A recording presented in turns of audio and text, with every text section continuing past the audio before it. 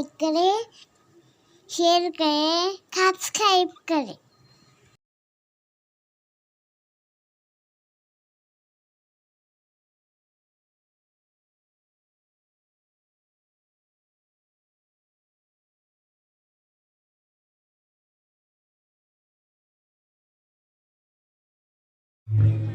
हरि जय जय राम कृष्ण हरि हरि जय जय राम कृष्ण हरि हरि जय जय राम कृष्ण हरि हरि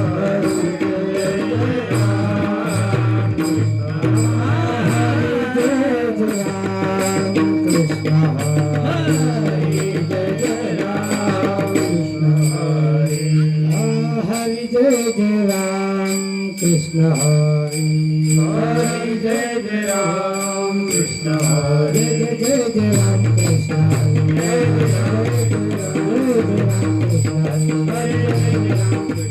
राम कृष्ण हरि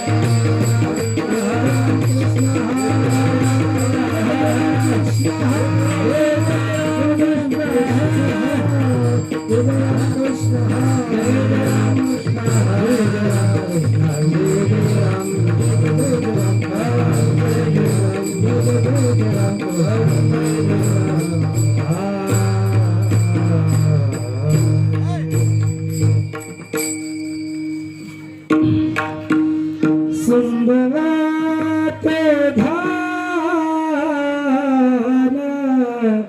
उभे विटेवारी सुंदराते धान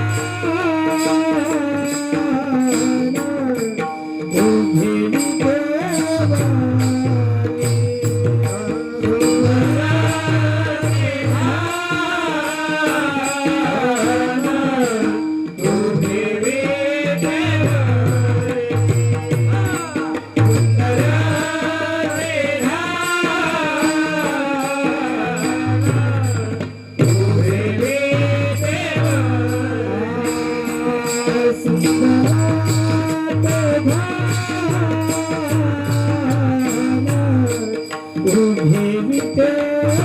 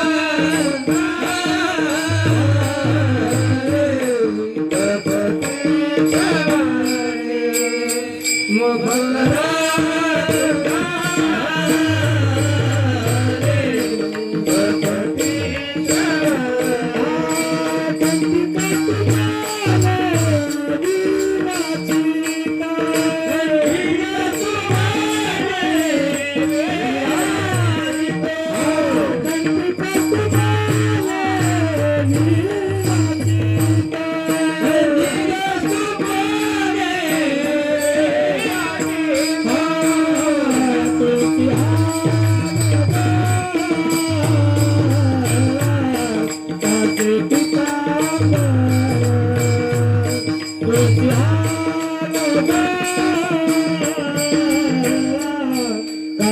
पीतांबर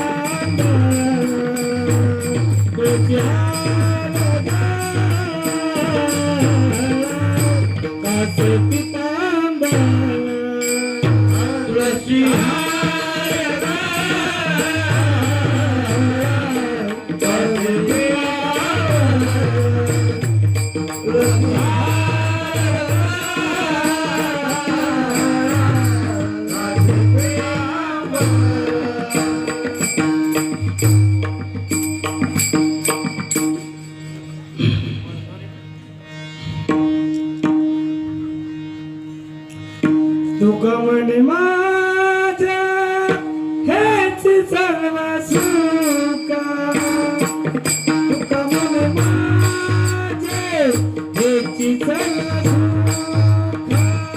तुका म्हणे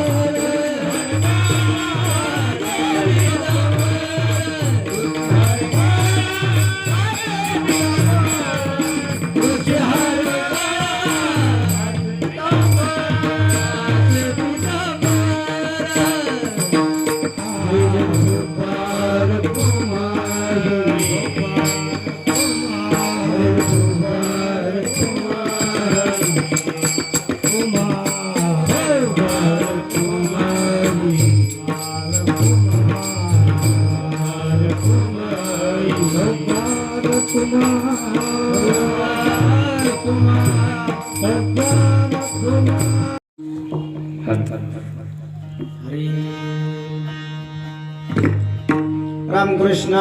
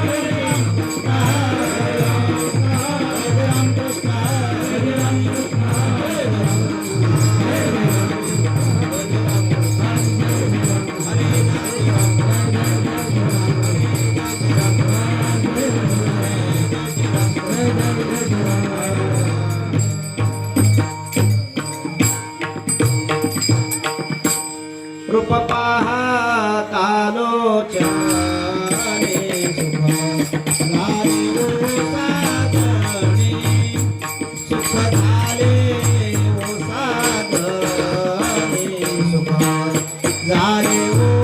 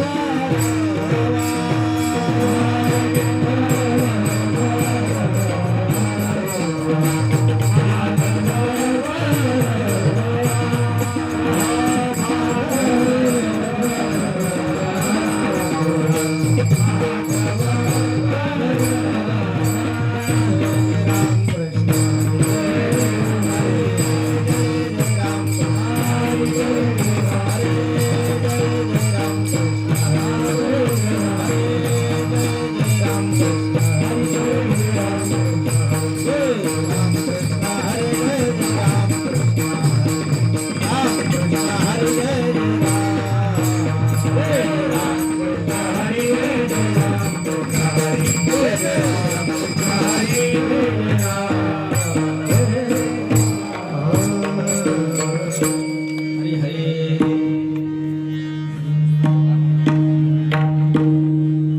बळ्याचा अंकेत आम्ही झालो बळीवंत आम्ही झालो बळीवंत आम्ही झालो बळीवंत बळ्याचा अंकेत आम्ही झालो बळीवंत आम्ही झालो बळीवंत आम्ही झालो बळ्याचे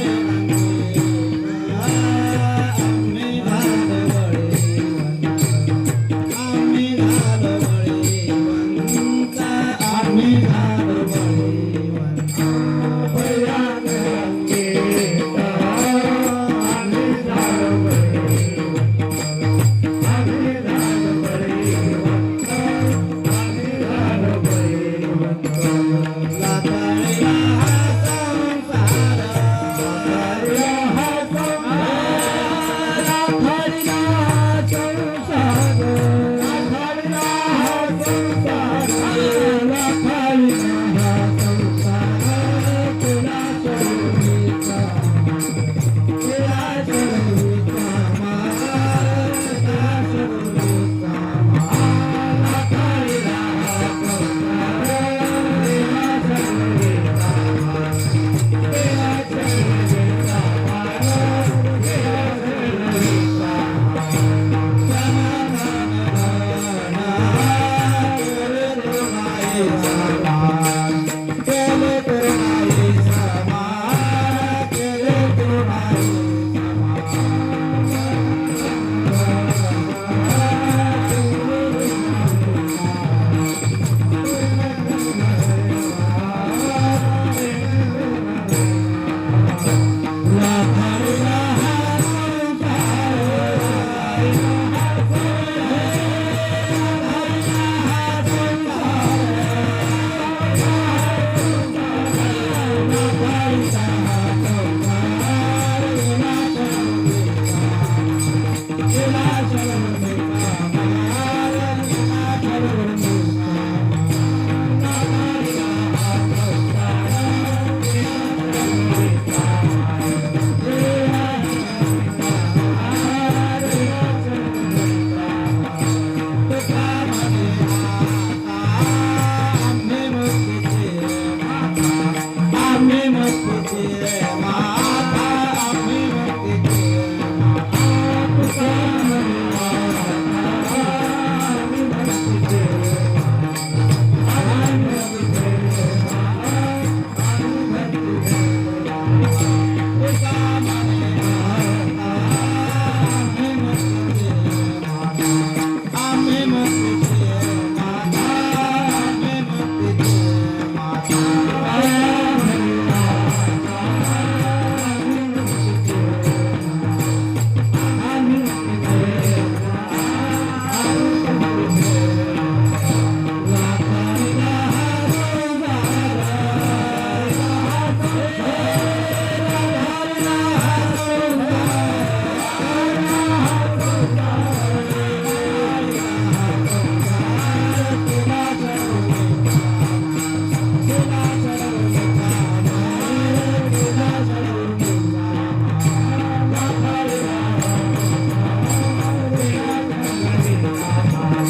तुला चढवीचा मार तुला चढवीचा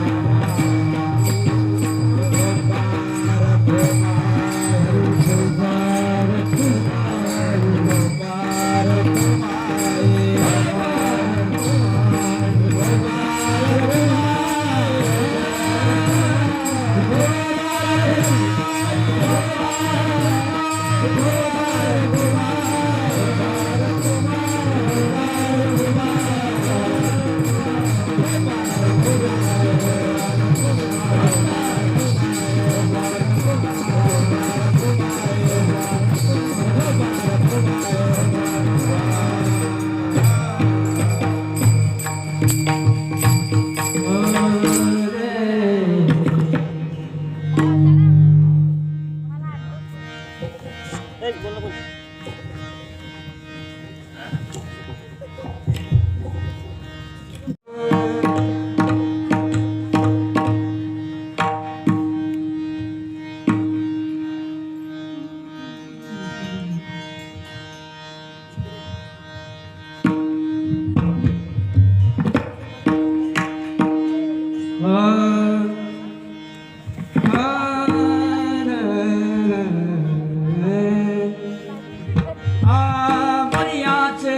अंकी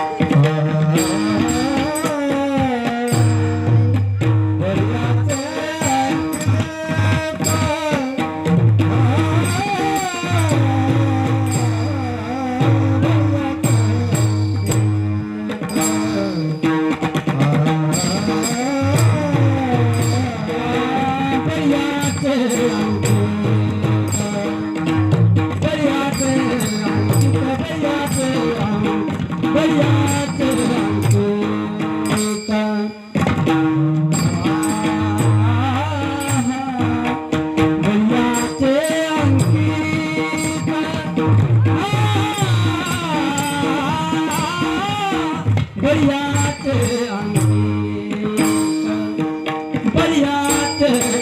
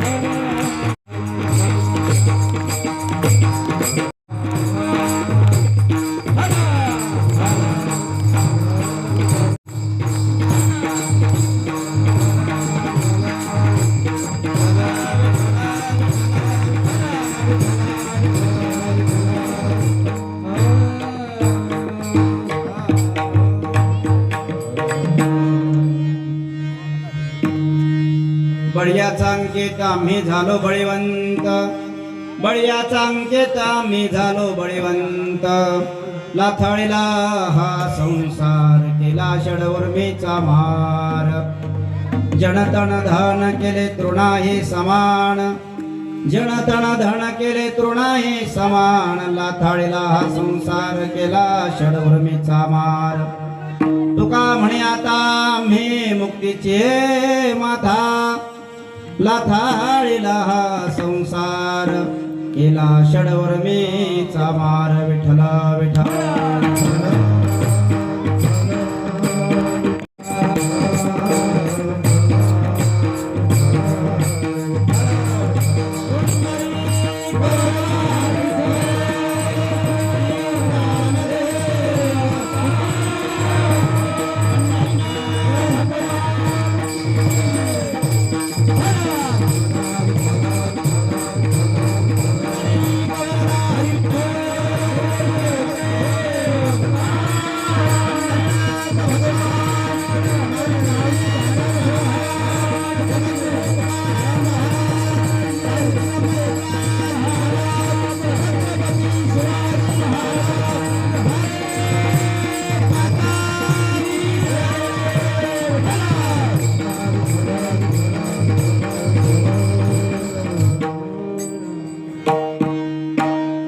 बळीयाचा अंकित आम्ही झालो बळीवंत. नाथाळीला हा संसार केला षडवर्मीचा मार. वक्रतुंड महाकाय सूर्यकोटी समप्रभ निर्विघ्नं कुरु मे देव सर्व कार्येषु सर्वदा. गणनाथ सरस्वती रवि शुक्र बृहस्पते पंचतान स्मरे नित्य वेदवाणी प्रवर्तते. गुरुर्ब्रह्मा गुरुर्विष्णु गुरुर्देव महेश्वरः गुरु साक्षात परब्रह्म तस्मै श्री गुरुवे नमः. ध्यानमूलं गुरुमूर्ति पूजामूलं गुरुपदं मंत्रमूलं गुरुर्वाक्यं मोक्षमूलं गुरुकृपा. एकं नित्यमेवलमचलं सर्वदि साक्षभूतं भावातीतं त्रिगुणरहितं सद्गुरुतं नमामि.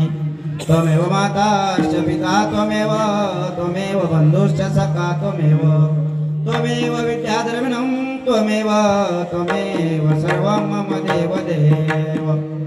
मनोजवं मरुततुल्यवेगं जितेन्द्रियं बुद्धिमतां वरिष्ठं वदात्मजं वानरयूतमुख्यं श्रीरामदूतं शरणं प्रपद्ये.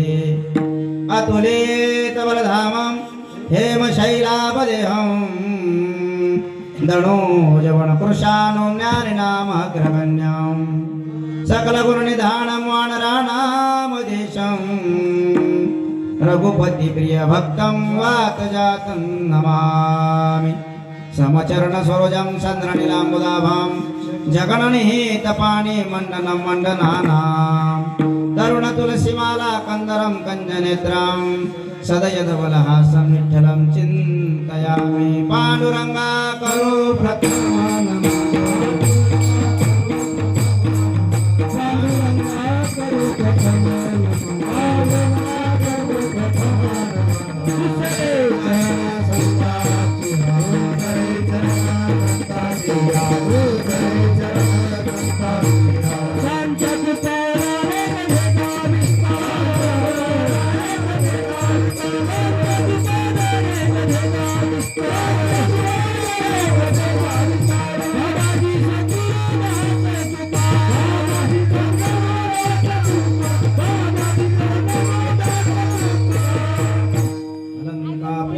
सिंहासनस्थं पदाम्बोजे तेजस्प्रदीकप्रदेशं विधीन्द्रादिदेवे सदा स्तूयमानं समाधिस्थमूर्तिं भजे ज्ञानदेवम् ॐ नमो ज्ञानेश्वर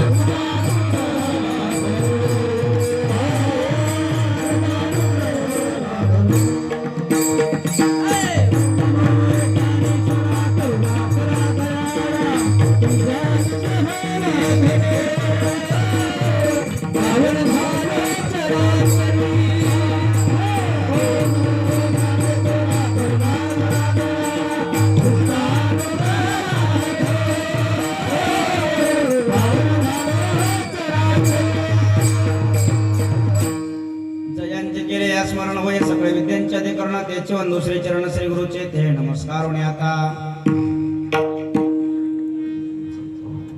लाथाळीला संसार केला बळीयाच्या अंकित आम्ही झालो बळीवंत लाथाळीला हा संसार केला षडवर्मीचा मार प्रस्तुत प्राप्त प्रसंगी भगवान पंढरीनाथाच्या कृपाशीर्वादाने आपल्या या परम पवित्र अशा पोदुरी गावामध्ये गेल्या 6 दिवसापासून चालत असलेला नामचिंतन सोहळा थोडासा आवाज घुमतोय त्याला काहीतरी करायला आणि आजच्या या 6व्या दिवसाचे कीर्तन रूपी सेवेकरता निवडलेला अभंग माझ्या वाट्याला आलेली ही सेवा तुकोबार यांचा अभंग आहे आणि अभंगाच्या माध्यमातून तुकोबार आहे तुम्हाला आम्हाला असं सांगतायत तुकोबार आहे स्वतःची स्थिती वर्णन करत आहे आणि या स्थिती वर्णनाच्या माध्यमातून तुकोबार आहे त्यांच्या ठाई निर्माण झालेली अवस्था सांगत आहे आणि हे सांगत असताना तुकोबार असं म्हणतात अभंगाचा सरळ सरळ भावार्थ असा आहे तुकोबार असं म्हणतात की आम्ही बळीयाचे अंकित झालो त्यामुळे आम्ही बळीवंत झालो आणि मग आम्ही काय केलं लाथाळीला हा संसार केला षडवर्मीचा मार आम्ही बळीयाचे अंकित झाल्यामुळं आम्ही बळीवंत झालो आणि बळीवंत झाल्यामुळं आम्ही या संसाराला लाथाळलो या संसाराला लाथाळण्यासाठी ज्या उर्मी आहेत 6 प्रकारच्या त्या 6 उर्मींचा आम्ही मार केला एवढंच काय तर जन तन धन केले तृणाही समान हे जन आहे तण आहे धन आहे यांची जी खरी अवस्था आहे ती आम्ही ओळखली ज्यांची जी तृणवस्त मूल्य आहे त्यांना ते तृणवत मूल्य आम्ही ओळखलं आणि त्या पद्धतीनं त्यांना आम्ही मानून राहिलो आणि मग आता काय झालंय तुका म्हणे आता आम्ही मुक्तीची माथा लाथाळीला हा संसार केला षडवर्मीचा मार विठ्ठला विठ्ठला परंपरेनुसार चालत असलेला अनेक वर्षापासूनचा आपला नामचिंतन सोहळा मागील वर्षामध्ये कोरोना सारखं मोठं एक संकट आपल्यावर आलंय आणि त्या संकटाच्या माध्यमातून आपण एका वर्षाचा खंड पाडला शेवटी ते तुमच्या आमच्या हातामध्ये काही नाही आहे कदाचित भगवान परमात्म्याला असं तुम्हाला आम्हाला दाखवून द्यायचं असेल की माणसांनो आम्ही जे सगळं ठरवतो ते सगळं आमच्या मनानुसारच होईल असं काही नाही आम्ही केलेल्या कार्याला दुजोरा द्यायचं की नाही हे कोणाच्या तरी दुसऱ्याच्या हातात आहे पेपर लिहिणं आमच्या हातात आहे पण पेपराचं उत्तर वाचताना उत्तर वाचणाऱ्याला ते समजणं हे मात्र त्याच्या हातात आहे. विठ्ठल एका वर्षाचा खंड जरी पडला असला तरी अनेक वर्षापासून चालत असलेला आमचा नामचिंतन सोहळा माझे गुरुतुल्य असल्याचे भक्तिपरायण प्रल्हाद बाबा कड कृष्ण महाराज बोलले. त्याचबरोबर आमचे इंगळे महाराजांच्या मुखारविंदातून आपण रामकथा या ठिकाणी श्रवण करत आहात. आमचे मृदंगाचार्य हनुमान महाराज आहेत, आमचे बोबडे महाराज असतील, मुकेश महाराज असतील, सतीश महाराज असतील, अनेक आमची मंडळी आहेत, माऊली मंडळी बरेचसे परिचयाचे आहेत. तुम्ही सुद्धा माझ्या परिचयाचे झालात. बऱ्याच वर्षापासून आपलं येणं जाणं आहे. या नामचिंतनाच्या सोहळ्याच्या माध्यमातून येत असतो आणि असे नाही भेटलो तरी आभासी जगात भेटत असतो. मीडियाच्या जगामध्ये गिरणारे परिवार म्हटलं की मला विशेष जवळीकचा वाटतो आणि असे सगळे गिरणारे परिवारामधले सर्व मंडळी आनंदाची मंडळी योगायोगाची गोष्ट आहे की आज सुंदर असं पंचपक्वानाचं जेवण सुद्धा आग्रहानं मी ज्या गावाला ड्युटी करतो असे आमचे उमरखेडा इथले आसाराम मामा आणि यांचे जावई या ठिकाणी गजूभाऊ यांच्या घरी सुंदर अशा प्रकारचं पंचपक्वानाच्या जेवणाचाही योग आला. फारसं जेवणाला जाण्याचं मी आवर्जून टाळत असतो, परंतु आग्रहाखातर यावं लागलं. आणि आमच्या गावची मुलगी आहे म्हणजे माहेरवासी नाही, म्हणजे एका अर्थानं ती आमची बहीण आहे आणि बहिणीच्या घरचं जेवण आम्हाला आग्रहाने यावं लागलं. सुंदर अशा प्रकारचं जेवणही झालं. थंडी असते तुमच्या सप्ताहामध्ये, यावर्षी थोडंफार बदल केला वाटतं का त्याच्यात तुम्ही? कमी थंडीतला सप्ताह आहे, त्यातल्या त्यात हिवाळाचा आहे, पण थंडीनं आजच्या दिवस तरी राजीनामा दिलेला आहे. म्हणून आता काही हरकत नाही, रातभर आपण सेवा करत राहू. विठ्ठल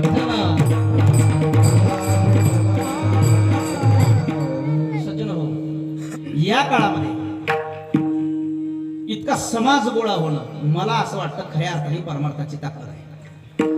मी अगोदरच सांगितलं की लाईव्ह करू नका, कारण मला एक आणखी वेगळं बंधन आहे. शासकीय कर्मचारी या नात्याखाली मला कदाचित नाही सेवा करताना माझ्या असं डोक्यात होतं की ज्या ज्या ठिकाणच्या सेवा घेतल्या त्या सगळ्या ठिकाणी आपण सांगून देऊ की मी येणार नाही. परंतु परत असा विचार केला की माझ्या जाण्यानं आणि न जाण्यानं तिथं काही फरक पडणार नाही. म्हणजे इथं यायचं काय तर मी तर काही घेऊन येणार नाही, इथूनही मी काही घेऊन जाणार नाही. तुम्ही सोशल डिस्टन्स मध्ये असो पण असो, पण महाराज मात्र सोशल डिस्टन्स मध्ये असतो.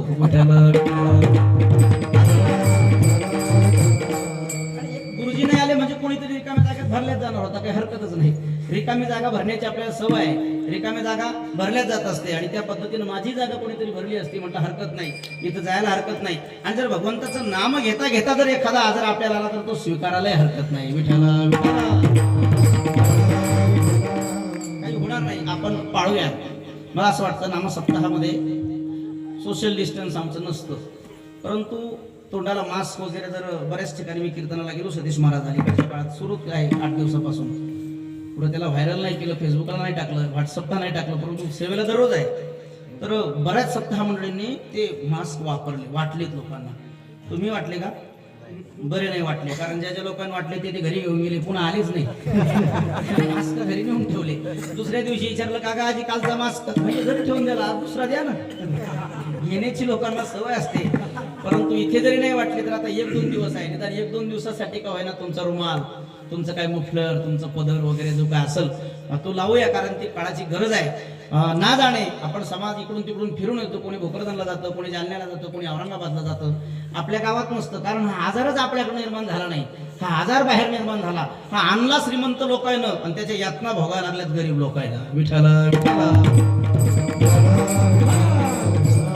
परदेशामध्ये आपल्या कुंडलीतलं कोण कशाला जाणार होतं बाबा? परदेशात कोण गेला आपलं? कोण विमानात गेलं आपलं? काही गरज नाही आपल्याला विमानात जाण्याची, फिरण्याची, इकडच्या त्या या देशात जा ते देशात जा. आणि या कोरोनाचा आपला जो उगम आहे तो आपल्या भारतात नाहीच आहे, तो परकीय देशातून आला. पण आता आणणाराने आणला बाबा, आपण आता आपल्याला ते उपभोगणं पडायला लागलं ना. मग निदान आता आपण काय करू, जपून राजाऊ. याचे लक्षण 2-3 तुम्हाला माहित आहे, मी काही सांगण्याची गरज नाही, कारण सांगू सांगणारे मरायला लागले, पण ऐकणारे काही ऐके ना.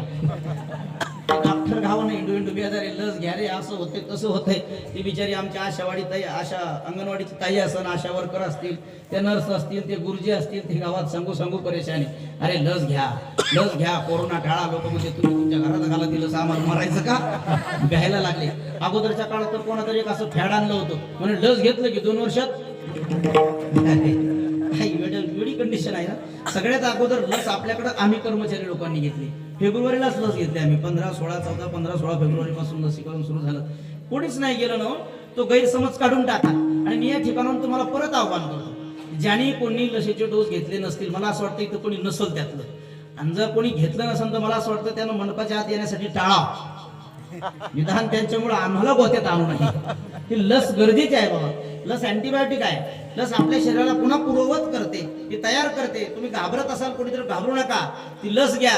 कोणी सांगितलं बा पंतप्रधानाने असे काही शक्कल आणली, कोणी म्हणे मुख्यमंत्र्यांनी अशी काही शक्कल आणली, ते काहीच नाही आहे. लस घेणं गरजेचे आहे. लस घेतलं तर कोरोना होत नाही अशातला भाग नाही, पण यदा कदाचित जर झाला तर त्याला विरोध करण्याची ताकद आमच्या शरीरात निर्माण होते. म्हणून आम्ही लस घेणं गरजेचं आहे. म्हणून सगळ्यांना आग्रह करतो, सगळ्यांनी लस घ्या. लस घेतली असेल तर सर्दी ताप खोकला हे आपला नेहमीचाच आजार आहे, त्यात एवढं घाबरायचं काम नाही. एखाद्याला ताप आली म्हणजे त्याला वाळीत टाकू नका, खोकला लागलं त्याचं नरड दाबू नका. कीर्तनामध्ये असं सांगितलं महाराजांना, कोरोनाचे लक्षण काय म्हणे, ताप येतो. कोरोनाचे लक्षण काय म्हणे, सर्दी होतं. कोरोनाचे लक्षण काय म्हणे, खोकला येतो. मग कोरोना इकडून तिकडं बाहेर कसा जातो, खोकलताना जाऊ शकतो किंवा शिकताना जाऊ शकतो. मग असंच कीर्तनाला बसलेली एक म्हातारी बिचारी नेहमीच खोकल्याची लागली, खोकलेलं एकदा दोनदा खोकली, दोघी तिघी आजूबाजूच्या त्याने विचार केला, म्हणजे घेता काही ताब्यात, हिलाच कोरोनाचे जंतू उडवायला लागली म्हणून धरली म्हातारीने जागीच दाबली. कीर्तन झाल्यावर कळाली म्हातारी गेली. नंतर पराक्रम कळाला की कोरोनाच्या नावाखाली यायनच दाबली. जिची सासू होती तिला खुश झाली, म्हणजे बरी दाबली, पण बाई मै म्हातारी सप्त्यात गेली.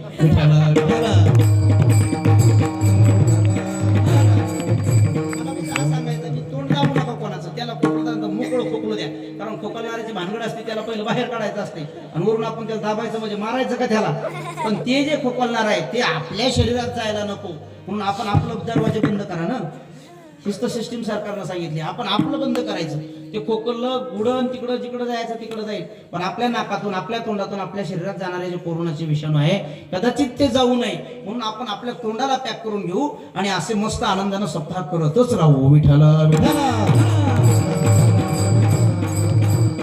सज्जन भक्त तुकोबाऱ्यांसारख्याच्या जीवनामध्ये अनेक प्रकारच्या परिस्थितीनं वादळ घातलेलं आहे. तुकोबाराय मुळात श्रीमंत घरात जन्माला आले.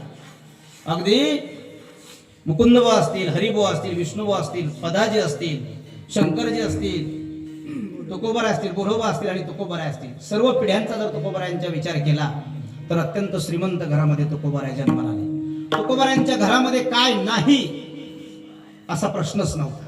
सगळ्या गोष्टींची मुबलक उपलब्धता होती. तुकोबारायांच्या घरामध्ये धनधान्य होतं, अगदी धान्याचे कोठार भरलेले असायचे. तुकोबारायांच्या काळामध्ये ज्यावेळेला दुष्काळ पडला त्यावेळेला तुकोबारायांनी स्वतःचे धान्याचे कोठार समाजासाठी खुले केले. इतकं माणूस दुसऱ्याला तेव्हाच देऊ शकतो जेव्हा त्याचं पोट भरून आपल्याकडे राहू शकेल, इतकं मोठं दान असायचं. तुकोबारायांच्या घरी दूध दुभते असायचे, तुकोबारायांच्या घरी व्यापार होता, तुकोबारायांच्या घरी शाहूकारकी होती, तुकोबारायांच्या घरी महाजनकी होती. तुकोबारायांनी व्यवहार करायचा, व्यापार करायचा आणि त्या काळामध्ये मुळात मोजके लोक शाहूकार होते. तुम्हाला आम्हाला कळत असं आपल्या गावामध्ये 4-2 लोक शाहूकार होते. आता कोणाला शाहूकार म्हणतात तो भाग वेगळा. आता जो लिहिजन पैसे काढतो त्याला लोक म्हणतो ओ शाहूकार काय चाललं तुमचं. त्यावेळेला मात्र शाहूकार नावाची पदवी विशिष्ट लोकांना होती आणि तुकोबारायांच्या घरामध्ये शाहूकारकी होती.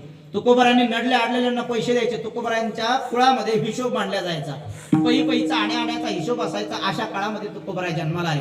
तुकोबाराय जन्माला आल्याच्या नंतर तुकोबाराय सुद्धा फार चांगल्या पद्धतीने व्यवहार करू लागले, कारण आमच्या वाड वडील जे करतात नकळत त्याचे संस्कार आमच्यावर होतात. आमचे आई बाबा जर सकाळी उठून देवाच्या दर्शनाला वडील जात असतील तर लेकरू म्हणते हे मम्मी पप्पा कुठं चालले ग. मग मम्मी म्हणते बाळा तुझे पप्पा देवाच्या दर्शनाला चालले, मला पण जायचंय. हा आग्रह लेकरू करत असतं. येथे वडील जे करीते तया नाम धर्म ठेविते. आमचे आई वडील जे करतात त्या अलौकिकच, त्याला विना सायास त्याला धर्म असं म्हटलं जातं. धर्म धर्म धर्म का, धर्माची व्याख्या वेगवेगळी करा. धर्मान धारा येते ती धर्म, हा जो धारण केला जातो त्याला धर्म म्हणतात. मग धारण काय केलं जातं, धर्माचं ज्ञान आम्हाला कधी होतं, आम्ही हिंदू धर्माच्या जन्माला आलो. काय आहे आमचे हिंदू धर्माचं ज्ञान, कोणते आहेत आमचे वेद, कोणते आमचे 6 शास्त्र, कोणते आहेत आमचे 18 पुराण, कोणते आहेत आमचे उपनिषद. आपण कधी अभ्यास केलाय का? आपण स्वतःला हिंदू म्हणून घेतो. आपले हिंदू कशाहून झालो, आमच्या कानाला छिद्र पाडलं, आमच्या कमरेला कडदोरा बांधला, आम्ही कधी कधी कपाळाला गंध लावतो, आम्ही हिंदू झालो. हिंदू म्हणून स्वाभिमानानं घेतो. आम्ही छत्रपती शिवरायांच्या वंशातले सांगतो आम्ही हिंदू आहोत, आम्ही हिंदू आहोत. काय आम्ही हिंदू धर्माचं शिकलो? थोडं आत्मचिंतन करायची गरज आहे. आम्ही बरेच लोक आहोत, आम्ही वाचक आहोत. आम्ही काय वाचलो?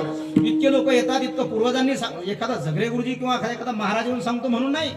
आम्हाला शास्त्रांनी सांगितलंय, अरे आमच्या छत्रपती शिवरायांना राज्याभिषेक करायचा होता, त्यावेळेला छत्रपती शिवरायांनी पौरोहित्याला बोलावलंच.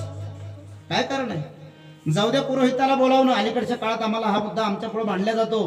कोणाची काही गरज नाही, आम्ही एका वेगळ्या विचारात चाललो. अरे माणसाला कोणत्या जन्मात आला आणि काय करतो, कोणत्या जन्मात आला ते महत्व नाही, आज काय करतो याला महत्व आहे.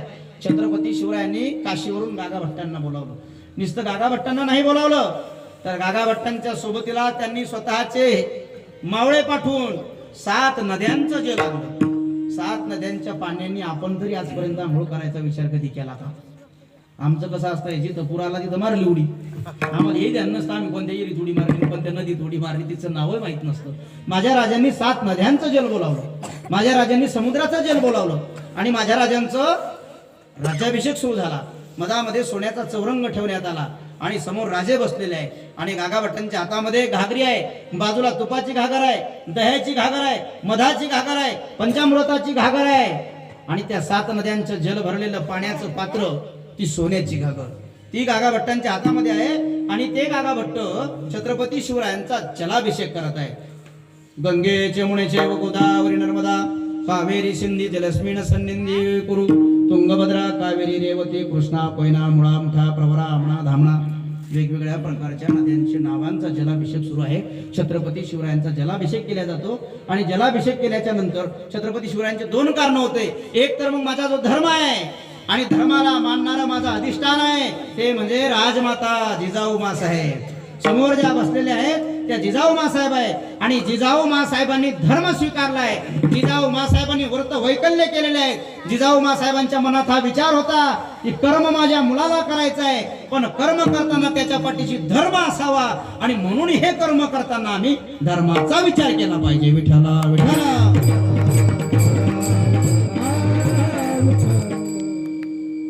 वडिलांनी जे केलं ते मुलं करत असतात, मला वाटतं हा सांगायचं. माझ्या जिजाऊ मासाहेबांनी जे केलं ते माझ्या छत्रपती शिवरायांनी केलं. छत्रपती शिवरायांनी सुद्धा मंदिराचं बांधकाम केलंय. कोणतं मंदिर बांधलं? त्यांच्या बाबाजी भोसल्यांनी जे उद्धार केला होता, वेरूळच्या कृष्णेश्वराचा जीर्णोद्धार केला होता, माझ्या राजांनी सुद्धा रायगडासारख्या ठिकाणी मंदिर बांधलं. मी तुकोबरायांच्या स्थितीकडे तुम्हाला नेतोय, तुकोबरायांची स्थिती तुम्हाला सांगतोय. वडिलांनी जे केलं ते लेकरांनी करावं. आपला बापच जर तंबाखू खात असेल तर मुलगा सुद्धा नकळत कधीतरी तंबाखू खाऊ शकतो. तुमचा मुलगा बघा, तुमचा मुलगा नकळत त्याच्या मम्मीला म्हणतो, मम्मी पप्पा कसे करतात ना, असे करतात. ते एवढूच असतं बारीकसं. बाळा मग आणखीन कसे करतात, असे करतात. हे सांगायला लागतं ना, काहीच ट्रेनिंग घ्यायची गरज पडली नाही त्याला.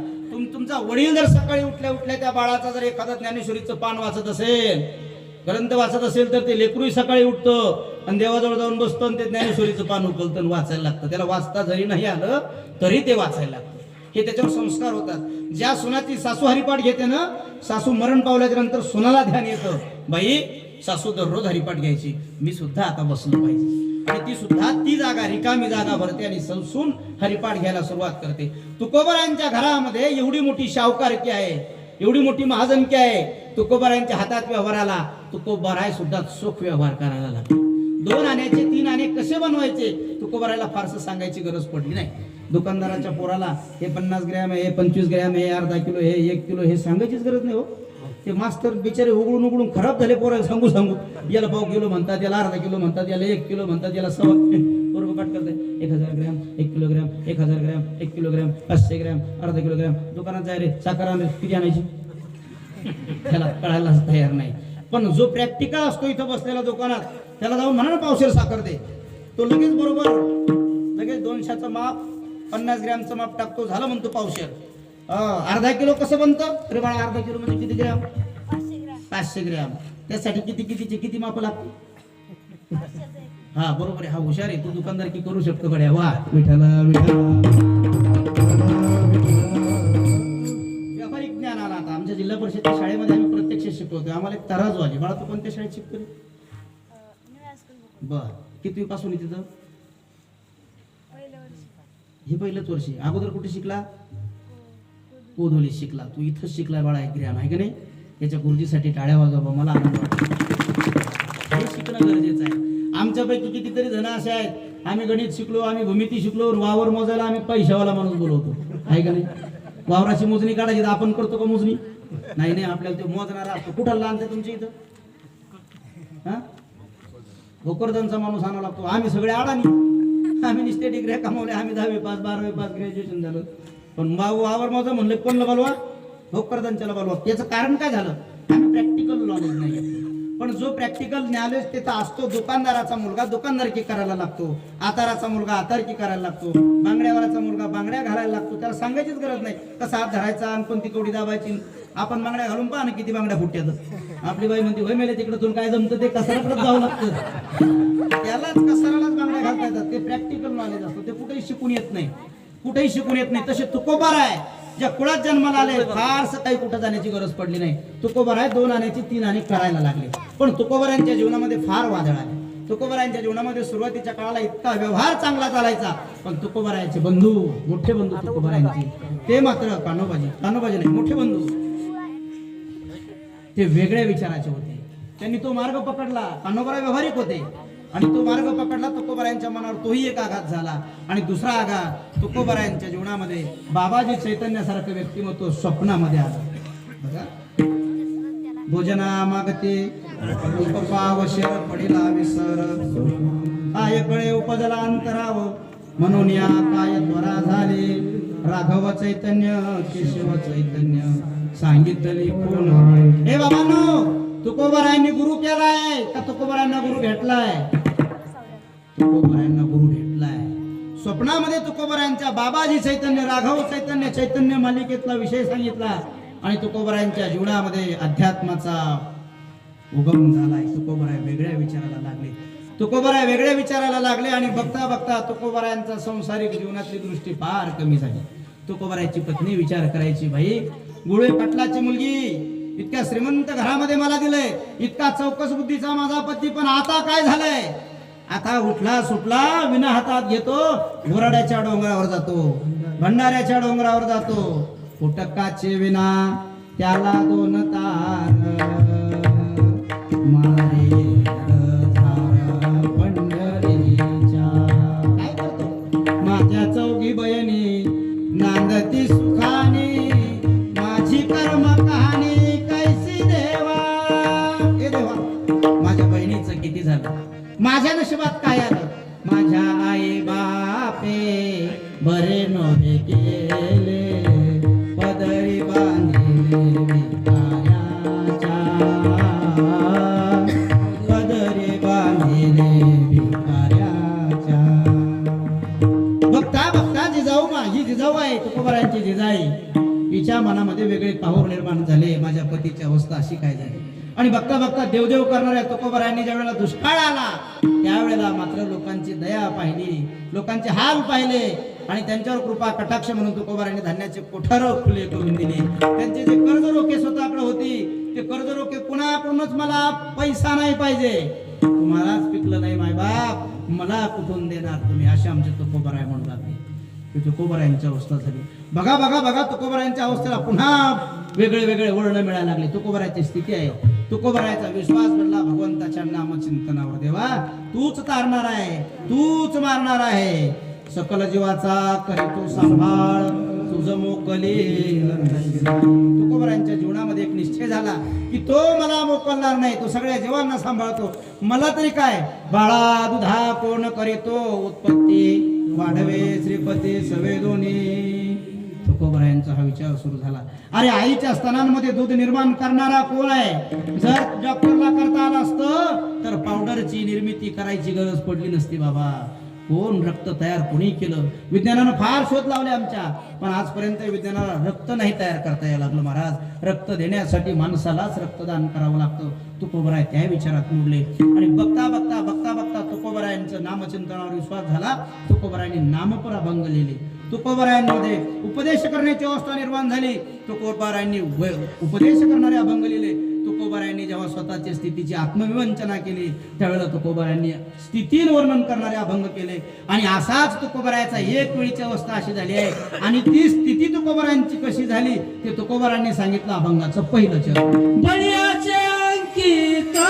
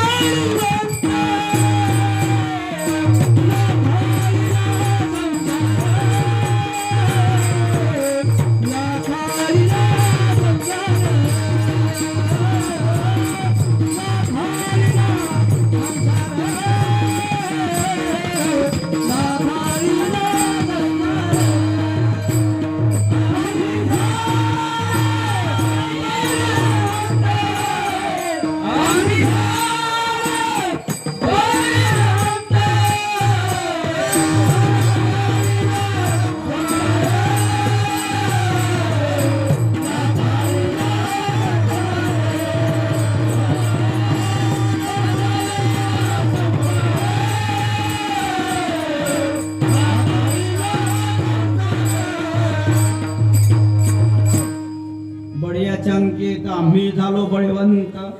तुकोबर आहे आता वर्णन करायला लागले. तुकोबर आहे स्वतःची स्थिती सांगायला लागले.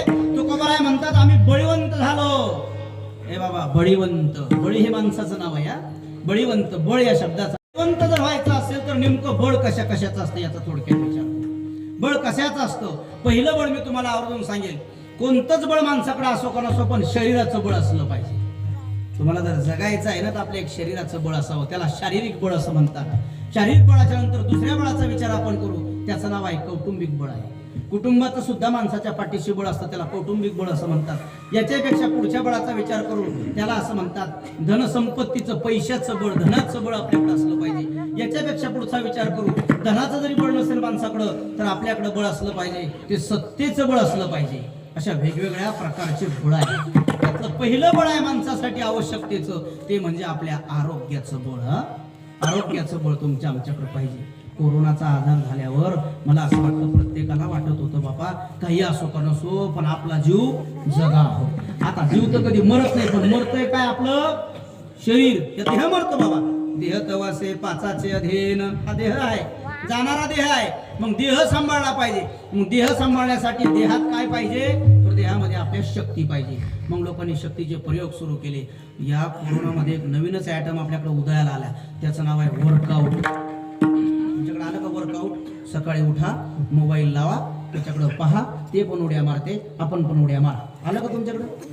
नाही आलं. शेतकरी माणसं आहेत, आपल्याकडे नाही आलं. नाही तर ते उड्या मारायचा कार्यक्रम हा कोरोनामध्ये झालेला उद्रेक आहे. लोकांचं फोकस झालं. आजपर्यंत लोक काय करतात सांगू का? सुरुवातीच्या काळामध्ये लोक पैशाच्या मागे इतके लागतात की पैसे कमवण्याच्या नादामध्ये सगळं शरीर गमवून टाकतात. त्याला जेवणाचं ध्यान नाही. किती वाजता जेवायचं, किती वाजता झोपायचं, काय खायचं, सर्दी झालं काय, पडसं झालं काय, केवढं पोतं उचललं आणि केवढं भोद उचलला कापसाचा तरी ध्यान नाही. पुक गाडी 2-3 ठिकाणी कुरकुर करते पण ते उचलतच ते मोठं लट उचलून आणते. आणि मग म्हातारी म्हणते बाळा एवढं कशाला उचललं रे, जाऊ दे माय आता संध्याकाळी घेईन पोराकून दाबून. एवढं मोठं उचलतं. आणि मग नंतर त्याला म्हातारपणात कळतं आपलं कंबर दुखायला लागलं, आपले घुटणे दुखायला लागले, आपली पाठ दुखायला लागली. मग त्याला कळतं. मग ते पोरग जेव्हा त्याला उलट सुलट बोलतं, काय केलं तुम्ही माझ्यासाठी तरी काय केलं? लोकांनी पहा ना केवढी गाडी घेतली, केवढं घर घेतलं, केवढं वावर घेतलं, तुम्ही काय केलं? ते म्हणजे मी काहीच नाही केलं, मी फक्त मग कुट करून घेतली. स्वतःचा त्याचा तरफडा करून घेतलेला असतो. त्याला चालता येत नाही, हातपाय वाकडे होतात. मग त्याला असं वाटतं माझं चुकलं रे बाबा, मी शरीराला सांभाळायला पाहिजे होतं. पण या कोरोनामुळे काय झालं, प्रत्येकाला कळालं, थोडा कमी याच्यात कळालं.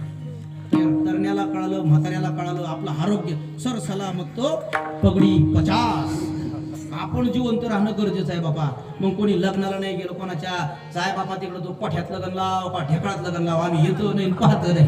चांगलं नाही तर येरी अगोदर म्हातारीला की मला येऊ द्या, माझ्या नाकाचं लग्न पाहू द्या, मला कधीच राहू द्या.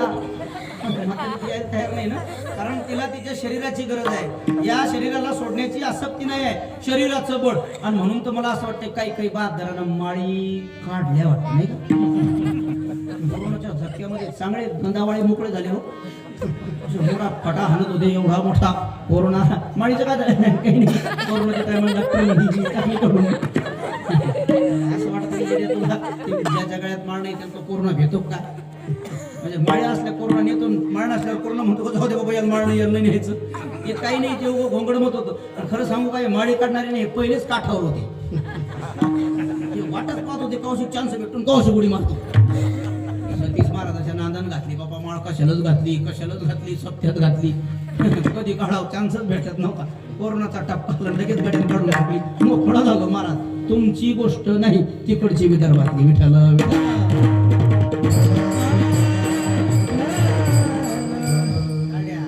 एक वारा आलं बाईनं जेस माळी घातल्या हो.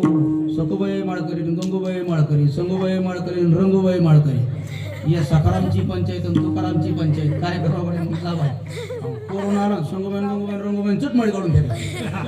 मोकळ्या झाला बाई, तुम्ही असं कोण केलं? डॉक्टर सांगत होते त्याच्यावर रामपाणी इलाजी, ते पाखराचे अंडे खा मग जरा बरं होते. टाकले यांनी माळी काढून. अरे हे कशासाठी केलं यांनी? म्हणे आमच्या अंगात बळ असावं. आणि मला असं वाटतं खरं आहे, त्यानं बळ येतं हा गैरसमज आहे. एखादा म्हणजे मांसाहार केल्यानं बळ येतं हा गैरसमज आहे.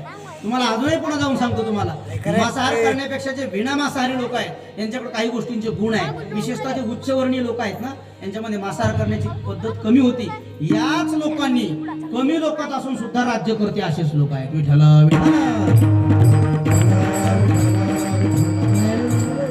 आपले खळगुटवर पे कसे आहे? छत्रपती शिवाजी महाराज की पळा. आम्ही तयारच आहे. कोणला हाणायची, कुठची घालायची, कोणला हाणायची ते मागं म्हणून सांगते, त्याला हाणा, इकडं त्याला हाणा. आम्ही चाललो बांधतो.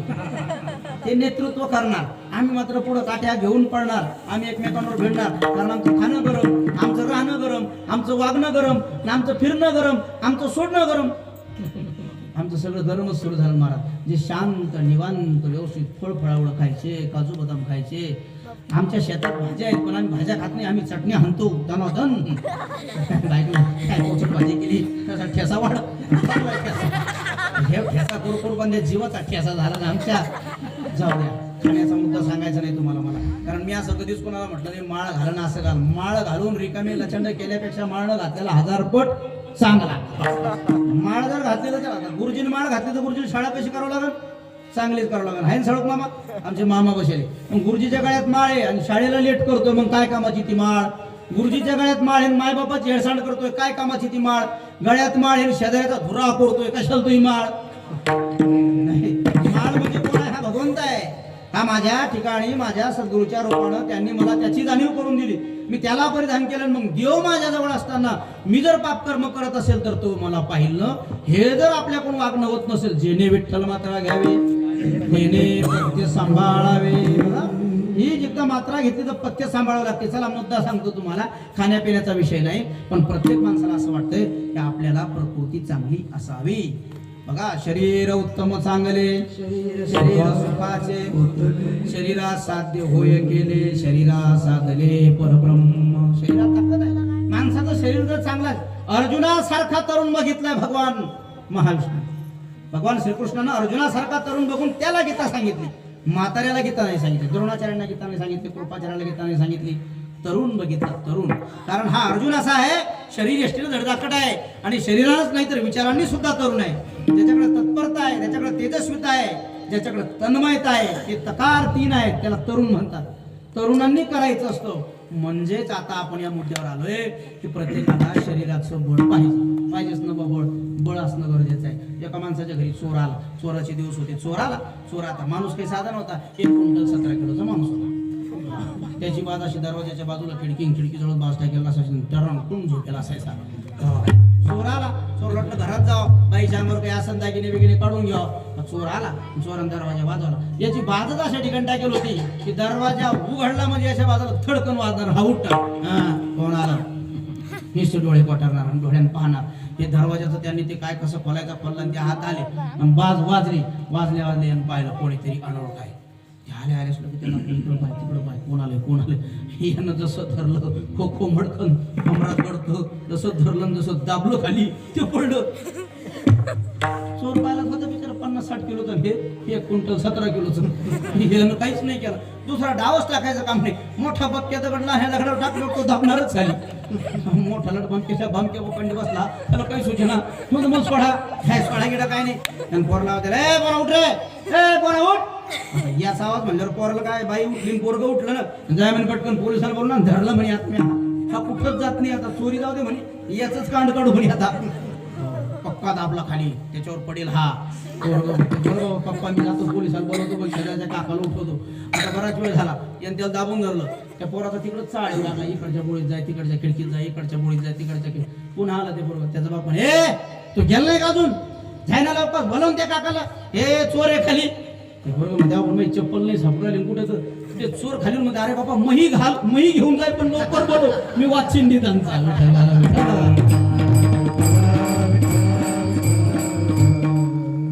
शरीर माध्यम खलो धर्म साधन. शरीर हे धर्म साधनेचं साधन आहे.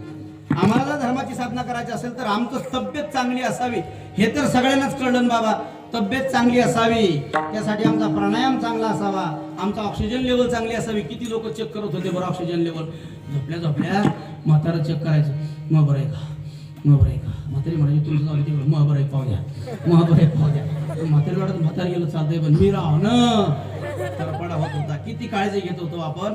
थोडा जरी खोकला, पाण्याची वाफ घे, हो पाण्याची वाफ घेतली हो बाबा लोकांना त्याच्या झेंडू बाम टाकून घे विक्स टाकून घे म्हातारं घ्या जाय म्हातारी घ्या जाय पोरग घ्या जाय सोनं घ्या जाय नातू घ्या जाय वाफ घेऊ घेऊ यायचं नाकाचे कातडी गेली बापले गेली ना कोरोनाची भीती काही इकडं तो झपकाला कड्याचा कडा प्या हळदीचा कढा गुळाचा कडा हळदीचा कडा पिऊ पिऊ नळड गेलं फळड गेलं कडा पिऊ बेजार झाले पेणारं बेजार सोडणारं बेजार बेजाऱ्या सुरू झाल्या याच्या इतका कडा प्याला कारण काय शरीराचं बळ मग आता शरीराचं बळ माणसाजवळ पाहिजे तुकोबारायाचं तुकोबारायांजवळ शरीराचं बळ होतं का हा प्रश्न करावा लागेल आपल्याला तुकोबारायांजवळ शरीराचं बळ होतं का तुकोबाराया म्हणतात काय करू देवा काय करू देवा दंडोरी मुडते देव हाती काय करू देवा अंगी नाही शक्य दंडोनी मुडते देव हाती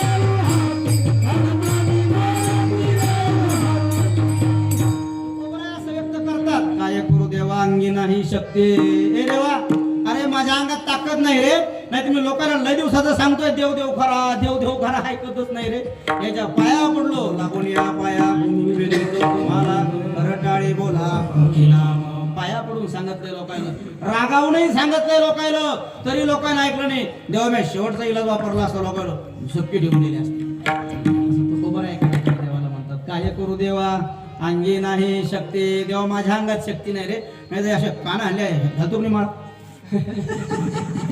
असं पाहिजे होतं होतो कोणी सप्तेल होतो कोणी आणणारे काड्या 2-4 जण आपल्याला पडवा चांगलं असं जर कायदा असं तर कसे पंख पडले ते ज्ञानेश्वर वाचले लोक आम्ही हसतो मारू नका आम्ही हसतो ते तुकोबाराय म्हणतात माझ्या अंगात शक्ती नाही म्हणजे तुकोबारायांकडं शक्तीचं बळ नाही चला तुकोबारायांकडे दुसऱ्या बळाचा विचार करू दुसरं बळ आहे कौटुंबिक बळ माणसाकडे एवढी तेवढी ताकद कमी असली तर हरकत नाही ताकद असली तर चांगली गोष्ट आहे गावात पठ्ठल कोणी बोलत नाही ते मारतं बरं का त्याच्या नांदी लागू नका सगळ्या गावाला बोलायचं पण त्याला बोलत नाही ते लगेच काय म्हणतो लगेच वापरत आणते काही काही असे असतात ना रस्ते मारत काही विचार करत नाही भांडणं झाली त्याला सांगायचं ते ना आपल्याला भांडण लगेच जाऊन त्याला 2-4 झोडपे ठेवून देते नंतर पोलीस स्टेशनमध्ये जाऊन साहेब मग चुकलं सहज हाणलं मी चालता त्यावेळेला ज्याच्या ताकद आहे ते हाणतं ना जे हडकुळ आहे जाऊ दे बाबा त्याची सोय तिकडं जाऊन मला घरी जाऊ दे आधी आता ताकद नसलेलं करतं तो कोबराच्या अंगात ताकद नाही मग एखाद्याच्या अंगात ताकद जर नसली तर त्याला दुसरं बळ कामी पडतं त्याचं नाव आहे कौटुंबिक बळ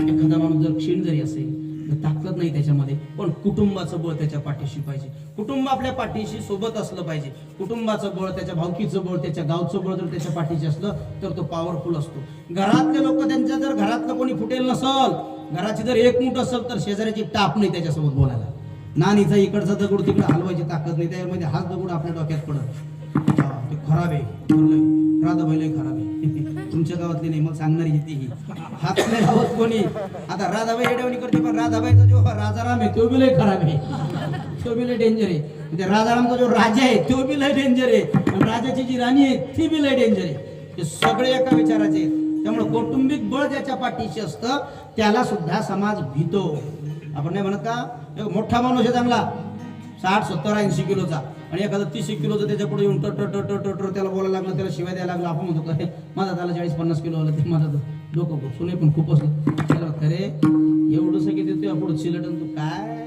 त्याच्याशिवाय खायला लागल्या गाड्या तुला माहित नाही आता फडा कसा आहे तर मी आता येतो त्याला 2 हाणल्यात ते माझ्या पण त्या घराला येऊन आणतील भविष्य ज्याच्याकडे पावर आहे ना कुटुंबाची पावर ते लोक दुसऱ्याचा बदला घेतात तुकोबारायच्या बाबतीत थोडासा विचार करू तुकोबारायला कौटुंबिक बळ कसं होतं तुकोबारायची पत्नी कशी होती महाराज बघा बाईला कर्कशा तुकोबाराय म्हणतात माझी बायको कशी आहे ती कर्कश आहे तुकोबारायच्या कान्होबासारख्या भावानं सुद्धा तुकोबारायला व्यवहारातून वेगळं ठेवलं तुकोबारायासोबत त्यांनी सुद्धा व्यवहार केला नाही अरे तुकोबारायच्या सासऱ्यालाही तुकोबारायचा कंटाळा आला याचं नेहमीच जे म्हणे याला अडचण पडली याला त्यावेळेला जे विकायचे पदार्थ मसाल्याचे होते ते सासरे भाऊन कितीतरी वेळेस भरून दिलं तुकोबारायला स्वतः गुऱ्हाळ काढलं गोळवे पाठवलं आणि ते तुकोबारायांकडे भरून दिलं तुकोबारायचं लय लयच अडचणी बजावायची, लयच अडचणी बजावायची. सासरा एकदा मदत करण, दोनदा मदत करण. तुला बिया भरण्याच्या टायमाला बी भरून दिलं म्हणून का त्याला खत मागायचं का? की तरी सासऱ्याकडे गेलं म्हणे खत द्या ना मला. दिलं सासऱ्यानं खत. पुन्हा म्हणे फवारायची पळायची. मग आता मला फवारणीसाठी औषध देणं. दिलं बाबा सासऱ्यानं औषध. पुन्हा आलं म्हणे कापूस याचा लाला बाया द्या तुमच्या.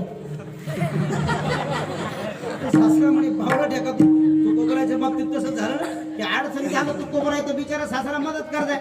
एका वेळेस मसाल्याचे पदार्थ दिले, एका वेळेस स्वतःचे गधे दिले, एका वेळेस खेचरं दिले, एका वेळेस घोडे दिले. अरे जाय जिजाबाईने यावं बापाकडे सांगावं बाबा मग काय खरं नाही केलं हो तुम्ही काय येण्याच्या पदार्थ मला मानलं.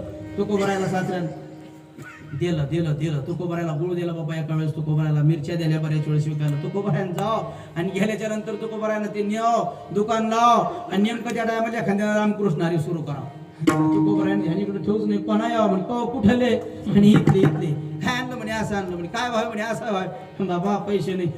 मग कधी दिले चालते जा घेऊन.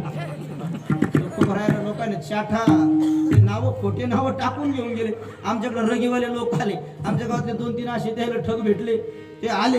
ते आल्याच्या नंतर काय करतात गावातल्या 2 लोकांना बसवतात. आपल्याला रगी बेचणे काय ते तिकडचे असतात राजस्थान हरियाणा तिकडचे हे विकायचे. गेले गावातले 2 पोरं म्हणे ह्या दे नाव काय लिहि सकाराम तुकाराम भिकाराम लिहि काही लिहि तुझ्या गावात सापडत नाही पाहिजे ये तू.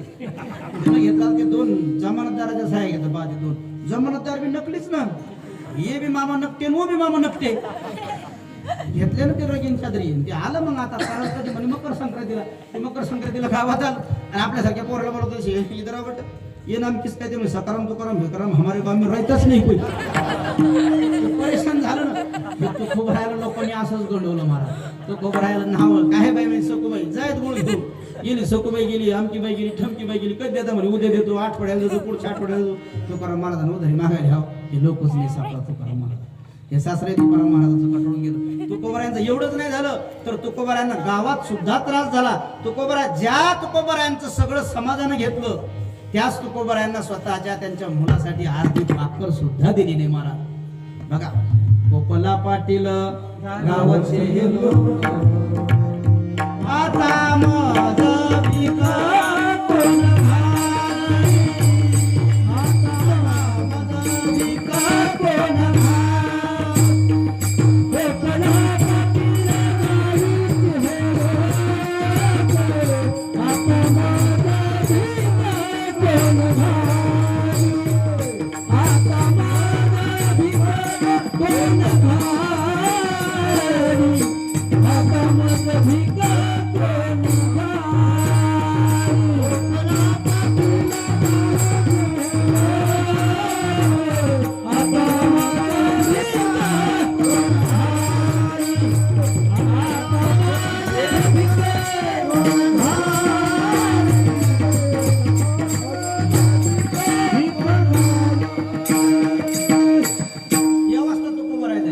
भिका कोण घाली, आता माझा भिका कोण गोपाला पाटील गावाचे हे लोक आता माझं भीक कोण घाली. तुकोबरायला कौटुंबिक बळ नव्हतं. तुकोबरायला गावच्या लोकांचं बळ मिळालं नाही. याच्यापेक्षा पुढचं बळ आहे त्याचं नाव आहे बुद्धीचं बळ. बुद्धीचे वैभव दुसरं तुझं नाहीच आहे कोणतं. बुद्धीचंच वैभव सगळ्यात मोठं असं मांडलेलं आहे. महाराज एका ठिकाणी म्हटले की बुद्धीचं बळ मोठं आहे. बुद्धिमान सगळं पाहिजे. कारण बरेच लोक तुम्ही पहा ते रोजगार हमीचे वगैरे कामं असतात. रोजगार हमीचं जो काम करतो ते खंदायचं काम करतो, बराचशी खंदायचं काम करतो. त्याला रोज काय रोज असतो त्याला एमआरएजीएस तुमच्याकडे असेलच. काय रोज असतो त्याला आम्ही कसा तो का म्हणा एमआरएजीएस वर आमच्याकडे रोजगार भेटेना पूर्वी पण जावं लागतं. एमआरएजीएस कार्ड काढून ठेवले फक्त आपण. हा जेसीबीच घेते सगळं करून काय करायचं नाही. आमचे फक्त नावं असतात मटकारला. पण तरी का होईना ते एमआरएजीएसचा रोज एका माणसाला मला वाटतं 250-300 रुपये असा काहीतरी आहे. माणसासाठी 300 आहे, बाईसाठी 200 रुपये कदाचित रोज असावा. 300 रुपये रोज आपल्याकडे असतो. कोणाला काम करणार. आणि जो हे काम करून घेतो त्याला काय रोज असतो त्याला 1000 रुपये रोज असतो. म्हणजे जो काम करतो, जो मेहनत करतो, जो घाम गळतो त्याला 300 रुपये आणि जो फक्त लिखाबडी ठेवतो त्याला 1000 रुपये. याचं कारण काय बरं याच्याही पेक्षा जाऊ द्या. एक या गावचा लिखापडी ठेवणारा, एक त्या गावचा लिखापडी ठेवणारा, एक त्या गावचा लिखापडी ठेवणारा, एक 4-5 गावच्या लिखापडी ठेवणाऱ्याचा एक बॉस असतो. त्याला मात्र 2-2 हजार रुपये रोज. तुमच्याकडे आहे का नाही काय माहिती. आमच्याकडे कापूस याचा बाहेर गावच्या बाया इकडे येतात का.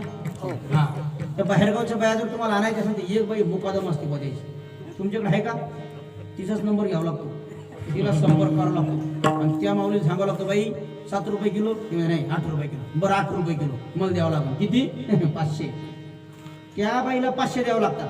तेव्हा ती बाया 7-8 बाया घेऊन येते. आणि तुमच्याकडे एकट्याकडे काढण्यात ते मला म्हणते 4च भेटतील. बरं 4 तुमच्याकडे 4 तिकडं 4 तिकडं 4 तिकडं इथं 500 तिथं 500 तिथं 500 तिथं 500. ती बाई 2000 घेऊन जाते. कापसा याचणाऱ्या 500 आणि तिला एकटीला 2000. कळतंय तुम्हाला आता याचं कारण काय? यांच्यापेक्षा तिच्याकडे थोडी शिल्लक बुद्धी आहे. चला काय तुम्हाला सगळ्यांना तुमच्याकडे आहे का नाही काय माहिती. बँक बापाचे पैसे गोळा करा आठवड्याला आहे का ते? कुठून काढले ते लोक? त्याच्यात बी तिथे एजंट असतात. ते आमचेच पैसे आम्हाला देतात आणि कुठा करून ते खाऊन घेतात.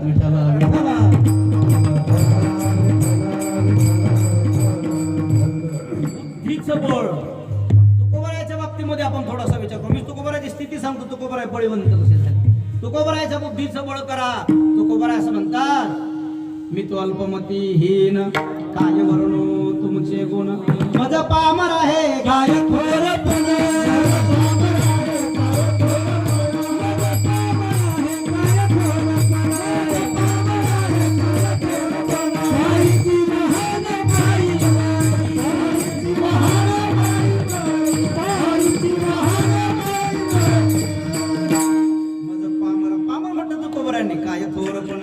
मी तो पामर आहे. मी नव्हतो अनाथ अपराधी. मी अनाथ आहे. मी अपराधी आहे. मी पामर आहे. मी मूढ आहे. तुकोबरायांच्या जवळ बुद्धीचंही बळ तुकोबराय आहे असं स्वीकारत नाही महाराज. चला बुद्धीच्या बळाच्या पेक्षा पुढचा आणखीन एक बळ आहे आणि त्याचं नाव आहे पैशाचं बळ. बाप बडा ना भैया सबसे बडा रुपया. आपल्या देखातलं भोंगळं लेकरू गावातलं पण मालक झालं म्हणे पैसा आला त्याच्याकडं. आणि पैशाच्या झाल्याच्या नंतर सगळे जण अगदी लवट हो करून त्याच्या माघारी फिरावं लागतं महाराज पैशावाल्याकडं. पैशावाला मोठा असतो. सब पैसों के भाई दुनिया में अपना कोई नहीं, दिल का साथी कोई नहीं.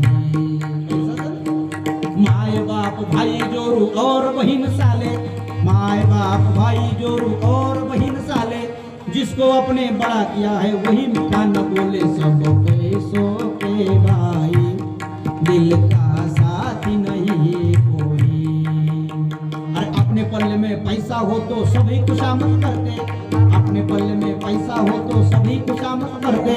और जब अपने पे वक्त आएगा, जब अपने पे वक्त आएगा कोई साथ नहीं चलते. सब पैसों के भाई दिल का साथी नहीं कोई. बाबा सगळे पैशाचे आहे. जन हे सुखाचे. पैसे दिले ना तात्यानं पेरायला पैसे दिले की तात्याच्या घरी 3दा जाणार. रोजदारीन त्याच्या घरी जाणार कारण त्यानं आमचं काम भागवलं. पण एकदा त्यानं पैसे नाही म्हणले पुढच्या वेळी त्याच्या वावरातच नाही जायचं. काय झाली भानगडी. पैशासाठी येणारा समाज आहे. पैशाला सुद्धा बघा महाराज असं म्हणतात, धनवंताला की सर्व मान्य आहे जगी. सर्व मान्यता आहे जगी. सर्व मान्यता कुणाला आहे? धनवंतासाठी आहे. धनवंत जर असेल आता तुकोबरायचा विचार करा. तुकोबरायकडे धन होतं का? आम्ही सदैव सूर.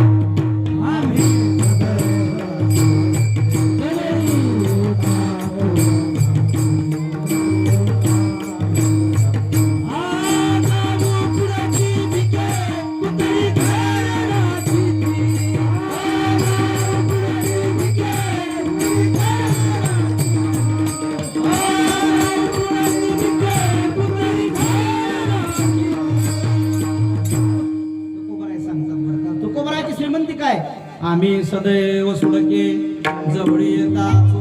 चोर धाकेमध्ये चोराला भेवटते. हे चोर म्हणतात ए पोरो ए दादा तुम्ही नाही म्हणून राहिला. मी इकडे सांगू राहिलो तुकाराम महाराजाचा बापू हो बेटा. चोर आले तुकाराम महाराजाच्या गावात. जर चोर आले आणि चोर 2 या गल्लीनं 2 त्या गल्लीनं चालले तर हे 2 त्यामध्ये तिकडे कुठे चालले तुम्ही? इकडून चालू. अरे तिकडं तुकाचं घर आहे तिथं नका जाऊ. त्याची दैन पाहून तुमच्या जवळच टाकून द्या सांग. येतात चोर. तुकाराम महाराज दैनच तशी होती महाराज. काय मिळाय हो फुटकाची ना त्याला 2 तार. त्याला काही प्रश्नच नाही. नाही. तुकोबरायची दैनच एवढी होती की त्याच्याकडे चोरी करायला गेल्यावर चोरणाऱ्या माणसानं पाहावा याच्या दुडीत भाकर नाही, याच्या कणगीत दाणे नाही रे, याच्या उतरणीत एखादा दाना नाही. उतरण कळाली सतीश महाराज, उतरण कळाली. हा तुम्हाला कळाली का? म्हाताऱ्याला कळाली बाबा. उतरण माझ्या जपू जपू ठेवले म्हाताऱ्याने. अरे सखा गाडगं चांगलं ठेव रे. हे ना खायला ते गाडगं घरात. मी मेल्यावर पाणी पाचशे मेल्या. ते मडक्याची उतरण असते. उतरळ ते उतरणीत काहीच नाही. डाळाचा दाना नाही हो. तुकाराम महाराजाच्या घरात चिमणी रडून जाईन तर दाना राहिला नव्हता. जवळ येता चोर धाके मागू पुरती भिके कुत्री घर राखती. तुकोबराम आम्ही बाहेर जाऊ ना, आमच्या घर कुत्रे राखतात. कुत्र घर राखते का कुत्र घरात घुसतंय? कुत्र घरात घुसतंय पण या घरातच काही तर कुत्रच बाहेर बसतोय. काहीच नाही म्हणता येत आतमध्ये. विठाला विठाला तुमच्याकडे पैशाचंही बळ नाही म्हणजे नेमकं काय? पुढचं बळ कोणतं म्हणजे सत्तेचं बळ. सत्ता ज्याच्या हातामध्ये सत्ता असती तो मालक असतो. बरोबर आहे बाबा. मोठे मोठे पैशावाले लोक पण सत्ता देशाच्या पुढे जाऊन बसतात. म्हणजे बाबा दादा भाऊ नाना काका अण्णा मामा तेवढा ठेका आम्हाला द्या ना म्हणावं लागतं त्यांना. सत्ताधाऱ्याच्या समोर जाऊन बसावं लागतं. सत्ताधाऱ्याच्या बाबतीतही विचार केला तर तुकोबाराय म्हणतात माझ्या हातामध्ये कोणतीच सत्ता नाहीये, कारण मी यांच्याहून दबळा झालो. मग तुकोबाराय तुम्ही असं कसं म्हणता? आम्ही झालो बळीवंत. तुकोबाराय अभंगामध्ये असं म्हणतात की आम्ही बळीवंत झालो. याचं कारण काय? तुकोबाराय म्हणतात खरं सांगू का? आम्ही बळीवंत होण्याचं कारणच असं आहे की आम्ही जो मुळात बळीवंत आहे त्याचे दास झालो, त्याचे अंकित झालो. बळीयाचे अंकित आम्ही झालो बळीवंत. अंकित होणे म्हणजे त्यांच्या आश्रयाला जाणे, त्यांच्या विचाराची स्वीकृती करणे. आणि जो बळी आहे, बळी कोण आहे हो? बळीया माझा पंढरीराव जोया देवाचा देवा.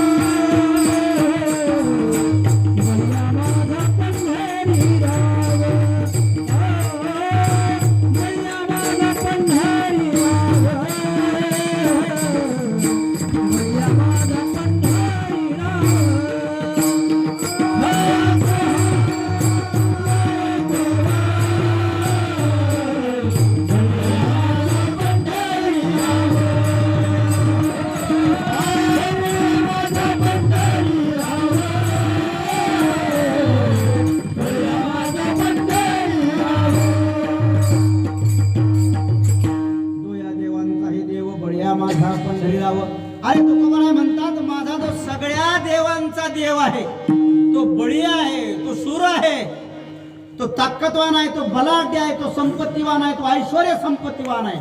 षडगुण ऐश्वर्य संपत्ती त्यांच्या ताब्यामध्ये आहे. रिद्धी सिद्धी त्याच्या घरी लोटांगण घालतात. आणि एवढंच नाही तर पाय लक्ष्मीचे हाती दिसे यावे काकुळती. माझा जो पांडुरंग परमात्मा आहे त्याचे पायच लक्ष्मीच्या हातामध्ये आहे. म्हणजे सगळ्या अष्टसिद्धी त्याच्या चरणावर लोटांगण घालतात.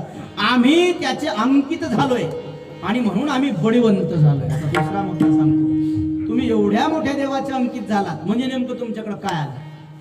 तुकोबारायाकडे जे काय आलं त्या बळाचं नाव हे वैराग्याचं बळ आलं. तुकोबारायाकडे जे बळ आलं विवेकासहित वैराग्याचे बळ, दगदगीत ज्वाळ अग्नी जैसा. बघा पेटणारा अग्नी ज्याप्रमाणे धगधगीत असतो त्याप्रमाणे जे आमच्याकडे बळ आलंय ते वैराग्याचं बळ आलंय बाबा. वैराग्याचं बळ माणसाच्या अंगी येणं म्हणजे संतत्वाची प्राप्ती होणं. विठाला विठाला.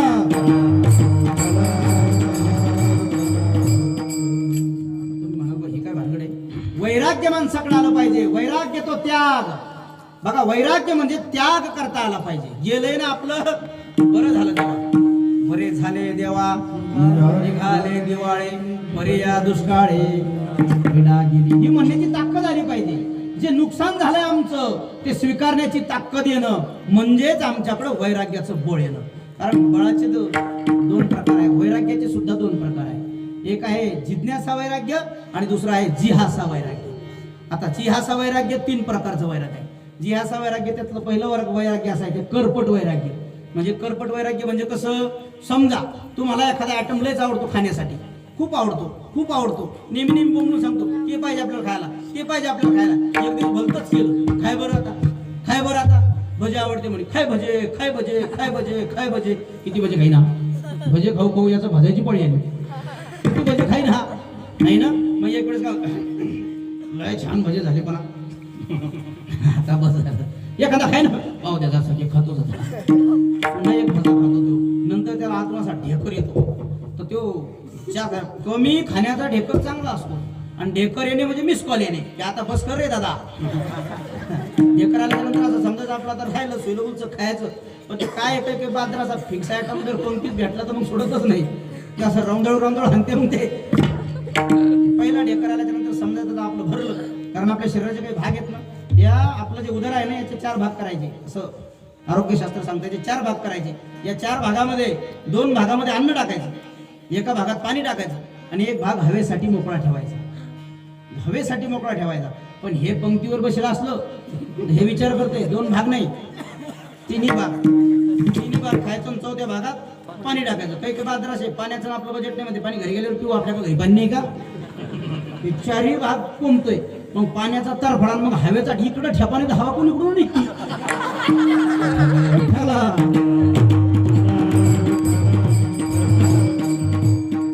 मग ते शेवटी ढेकर येतो ना, तो चांगला ढेकर नाही येत, जळका मळका खराब ढेकर येतो ते. आणि मग त्याला काय ना भजे नको आता, भजे नको बाबा, कधीच भजे नको आता, भजे काय आता मरतो मी. त्याला जे वैराग्य आलं, आता काय ना भजे तुझ्या आवडीचे आटम आहे, ते जे वैराग्य आलं, तो जो त्याग आला, तो काही वेळेपुरता आहे. त्याला म्हणायचं परपण वैराग्य. दुसरं वैराग्य असं आहे, त्याला प्रसूती वैराग्य म्हणतात. शास्त्राचं वैराग्य सांगतो. प्रसूती वैराग्य म्हणजे काय, एखाद्या स्त्रीला बाळंतीण व्हायचं असलं त्यावेळेला पण तिला एक वैराग्याची अवस्था येते. तिला जर फार वेदना होत असल्या, प्रसूतीच्या वेदना होत आहेत, कळा येत आहेत, तिला फार त्रास होतो, आणि त्यावेळेला ती माऊली एक शब्द म्हणते, बाबा बस पुन्हा आता लेकरं भाऊ द्यायचे नाही, पट्ट हो पोट्टी हो, एवढं सराव द्यायचं बाई, आता पुन्हा होत देत नाही बा. काय खरी बेजारी, त्या माऊली तिची बेजारी कळती. आता डॉक्टर झाल्यामुळं, शेजर झाल्यामुळे बेजारी मुकले. काय सांगू प्रभूची यातना,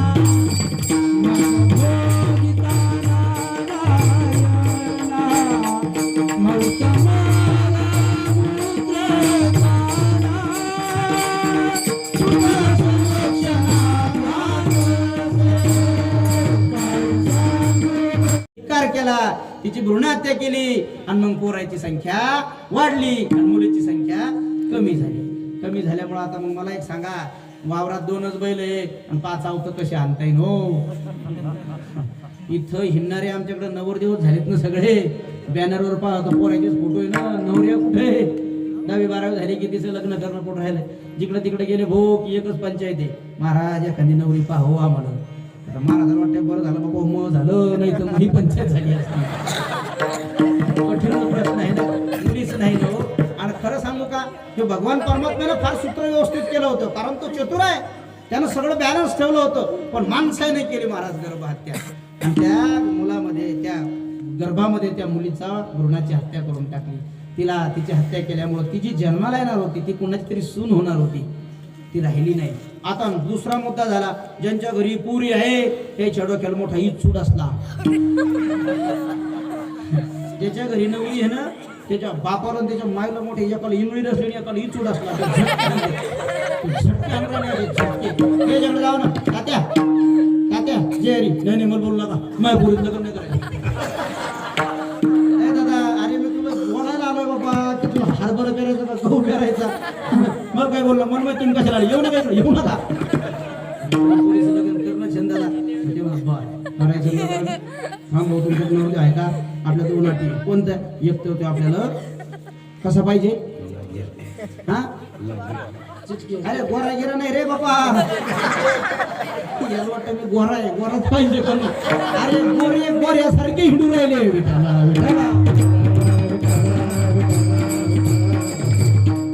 गोरण काढून ती गेला, आता तिला चंडमागा गेलो. आता 2च अटी आहे. पहिली अट, नवरदेव कसा पाहिजे, हा चिटकेल पाहिजे. बोलले मला चिटकेल पाहिजे आम्हाला. चिटकवता नादा तो अख्खं त्याला घर चिटकून काढते, त्याचा ठेका लागेल. मळा ऐकलं आणि बर्डाचं ऐकलं, त्याचं ट्युशनच चालू आहे अजून. तुझ्या भरत्याच निघून राहिल्या अजून त्याचे फॉर्मच भरणं सुरू आहे अजून एक मिळ राहिला गेला पण आपल्या 2 मार्कांनी गेलो. अरे तू कशाचा 2 मार्कांनी गेला अख्खा जमाना 2 मार्कात होता आपला 2च मार्क. आमचं बरोबर इतकं हुशार आहे ट्युशन वाल्याला बोल देत नाही अरे येड्या ट्युशनवाला मुद्दाम त्याचं ऐकून घेतं त्यामध्ये 10 वर्षापासून माझ्याकडचे भरतोय पैसे आपला बरोबर इतकं हुशार आहे गुरुजी तुम्हाला काय सांगावं आपला बरोबर तुम्ही फक्त जागा निघू द्या अहो चिटकलाच सांगतो जागा निघू द्या चिटकला अरे जागा एक निघतील त्या बोळखंडीतून कोण निघून जातं ठेपा लागत नाही किती जागा निघल्या आणि कुठीकडे गेले आमचं इकडे चिटकायची वाट भाऊ राहिले चिटकून राहिलाय हा पहिला इच्छुड असला चिटकेल पाहिजे चिटकून कुठे रे चिकटाच नाही ना बापा हो नोकरीला जागा आहे का बाबा नोकरी नाही हो राहिली मी 2008ला शिक्षक झालो 2010ला एक शिक्षकांची भरती झाली तेव्हापासून गुरुजी घेणं बंद लेकरं झाले शाळा झाल्या भानगडी झाल्या पण गुरुजीच नाही कारण गुरुजी इकडं 2000 गुरुजी 3000 गुरुजी आमची शाळा इंग्रजी शाळा आमची शाळा टपटिप शाळा आमची शाळा good morning good afternoon good evening शाळा आपल्या दोघांमध्ये हे जिल्हा परिषदेच्या शाळेत काय करे पोरग मराठीत चांगलं बोलत नाही इकडे इंग्रजीत शाळेत येते आपण म्हणतो नॉनसेन्स फादा बाप म्हणतो काय शिकला हा अरे ते शिव्या देऊ राहिला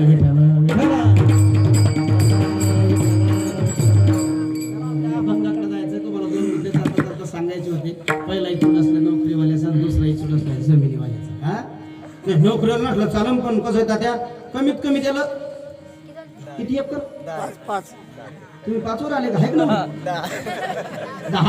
10च्या पुढे 5 याच्या आजला 15 होती त्याला 4 झाले किती आली रे 15 ते 40 झाले भल्या माणसा त्याचा मेळा गेला 3.5 पावणे 4 एकर बाप आला त्यानं काठ्याला 2 काट्टे होते वंशल दिवा 2 पत्न्या लावल्या ते 3.5 चालू पावणे 2 एकरावर हिंद पावणे 2 एकरावरती 7 जमीन आहे का हा आम्हाला फार चांगली जमीन आहे 2 विहिरी आहे जमीन किती पावणे 2 एकर पाणी घेऊन जीव घेतो का त्याच्यात आता जमीन कमी झाली ना आणि इकडं पुरीचा बाप म्हणतो त्याला जमीन 10 एकर पाहिजे का कुठून आणायची का इकडून 10 एकराला दाखवला जमायला लागले त्याचं बाबा बरं आहे आमच्याकडं त्याचं लग्न केलं असतं पण यंदा आपल्याकडे काहीच नाही थाळी घेतो हिंडतो का काहीच नाही शाटा आणतो कडे छान सांगून घेऊन राहिला यंदा आपल्याकडे काहीच नाही म्हणतो इकडून तिकडून ते मधातले म्हणतो जाते माया मळ्यात गहू हे त्या पंक्तीत गहू देतो बाबा ताण घेऊ नको मी गव्हाचं झालं हो गव्हाचं काय करता गव्हाचं होऊन नाही मंडपाचं कसं जाऊ दे कोरोना गड्या महागाई म्हणजे कोणी लावत नाही तो फुकट लावून देतो पुढच्या वर्षी पैसे ते मंडपावाला तयार करून घेतो ते गव्हावाला तयार करून घेतो ते डाळीवाला भडजी चक्रात आणत राहते कोणी शूटिंग करत नाही का कोणी भडजी रिकामाच आहे ना त्याला काहीच नाही ना ते भडजी तारीख काढून द्यायला तयारच असतो हे सगळ्याचं बजेट बसवतो आणि मग ते म्हणते कसं आहे जमीन 10 एकर आहे पण आमची पोरगी शेतात येणार नाही बरं वावर इकून खायचं का मग आल्यानंतर हे दोन्ही इच्छुक घेतले काढून टाका आणि आपल्या समाजामध्ये 2 एकरावाले 4 एकरावाले चांगले सज्जन लेकर असतील तर तुमच्या पुरी त्या देऊन टाका रे बापू हात जोडून सांगतो नाही तर पुरी पळून जाते बरं का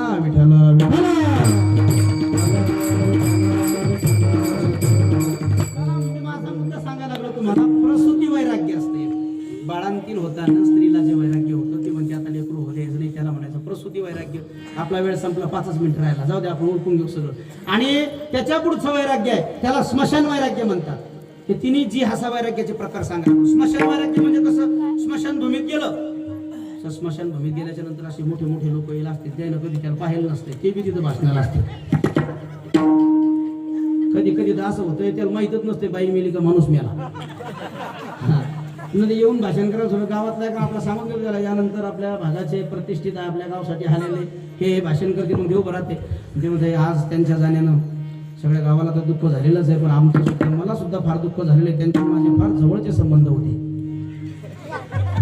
लोक म्हणते सोपवायचे नाही ते संबंध कधी होते अरे ती बाई येणं पाहिल्या मेनसा मेलेली चाटा हाणायला लागला ते कुठपत चाटा हाणायला लागला तू एक जण खाजा म्हणतो ए सकाराम नाही मेला सोकोबाई मेली कसं नाही मी कधी सकाळ त्याला भेटायला येत होतो आणि सोकोबाई आमच्यावर प्रेम करायच्या आम्हाला भरभरून कशी भरून चहा आणायच्या तिथं जे सांगणं चाललं आता ज्याचा एखादा मित्र मेला ना तर ते लगेच म्हणतो बाबा काय खरं माणसाचं काय खरं बाबा माणसाचं काल आम्ही जालन्याला संघच होतो त्यानंतर मी नीट ते शेड नीटचा अर्ज दोघांनी संघच केला शेततळ येणार होतं कोंबड्या घेतल्या होत्या बकऱ्या आणायच्या होत्या काय खरे माणसाचं गेला तो चालता चालत आला आणि त्याला अटक अरे का तू मरतो का आता टेन्शन घ्यायला महाराज उद्यापासून बाबा देवदेव करायचं हरिपाठ भजन पूजन म्हणायचं माणसाचं काय खरंय कालपर्यंत माझ्या सांग होता नेमकीच गाडी घेतली हो नेमकीच गाडी घेतली नेमकीच गाडी घेतली हो नेमकीच गाडी घेतली अरे तुला काय झटका येतो का आता माणसाचं काही खरं नाही माणसाचं काही खरं नाही माणसाचं काही खरं नाही देवदेव करायचा बाबा अन्नदान करायचं बाबा समाजात चांगलं राहायचं माणसाचं काय खरं आहे त्याचं काय खरं झालं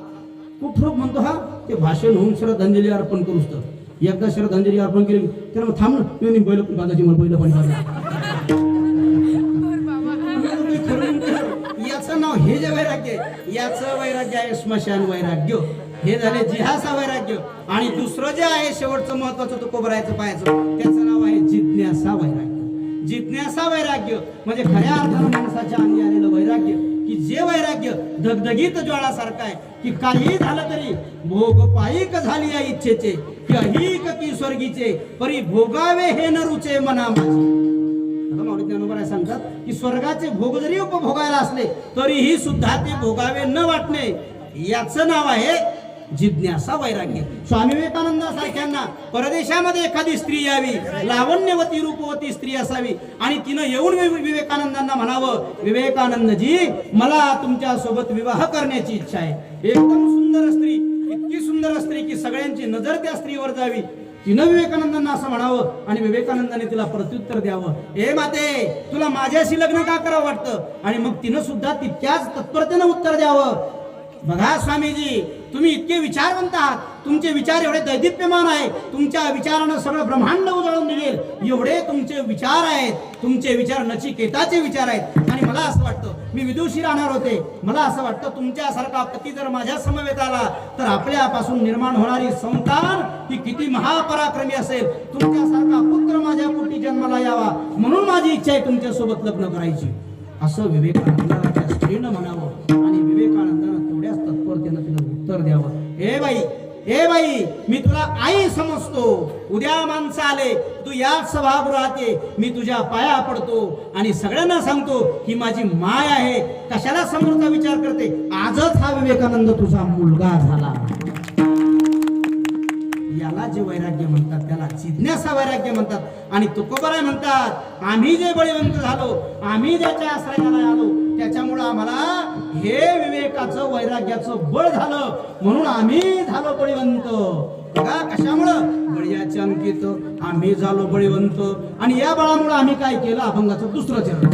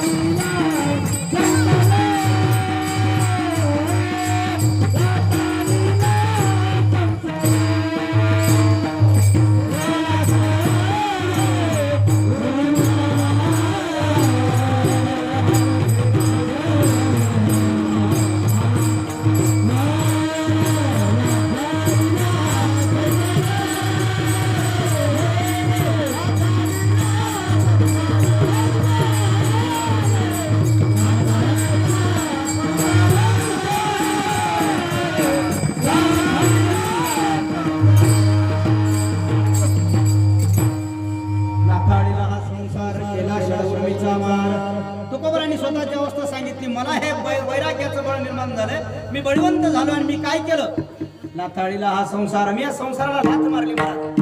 बघा जाळवली संसार पैसलो अंगडी किंवा संसाराचे नावे रालोनिया शून्य.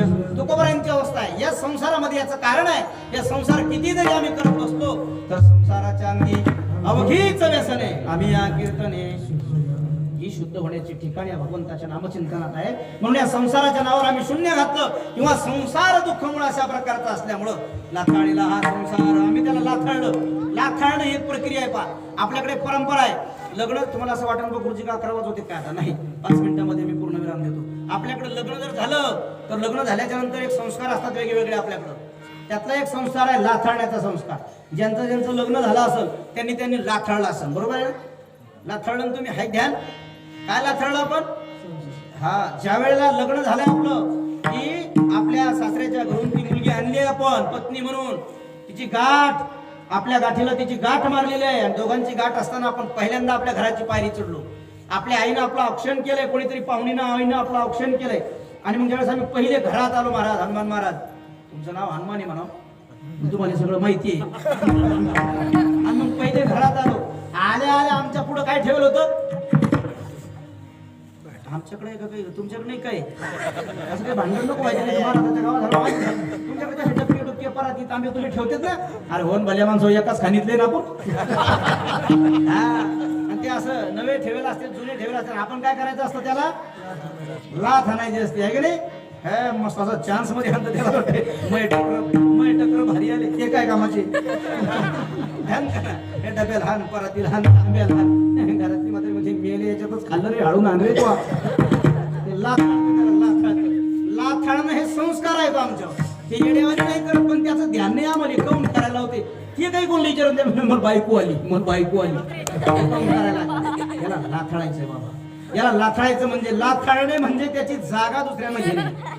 संसाराला लाथाळणे म्हणजे त्याची जागा दुसऱ्याने घेणे. बघा आपल्याकडे पूर्वीच्या काळामध्ये ते मसाला बेसाला वाटण्यासाठी काय राहत होतं, बाटा आणि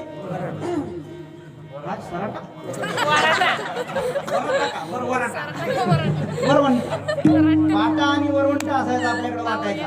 आता त्याच्या ठिकाणी काय आलं, मिक्सर आलं. म्हणजे मिक्सर आला की पाटा वरवंटा लाथाळायचा. सिस्टीम ध्यानात ठेवा. आता मी काय सांगतो, मिक्सर आलं की पाटा वरवंटा लाथाळायचा. बघा फ्रीज आला की जुना डेरा तुम्ही म्हणाल लाथाळायचा. बघा फ्रीज आला की जुना डेरा लाथाळून टाकायचा. कलरचा टीव्ही आला की ब्लॅक अँड व्हाईट टीव्ही लाथाळायचा. बरं का, हिवाळा आला की उन्हाळ्यातले कपडे बोला उन्हाळ्यातले कपडे लाथाळायचे. बरोबर. नव्या नोटा आल्या की जुन्या नोटा थोडा पेक्षा लाथाळत नसतात बाबा, बदलून घ्यायच्या. ध्यानात ठेवा, ज्यांना बदललं नाही त्यांचं बोंबललं आता. पण लाथाळायच्या. याच्या पुढे सांगतो, घरात नातू आला की आजा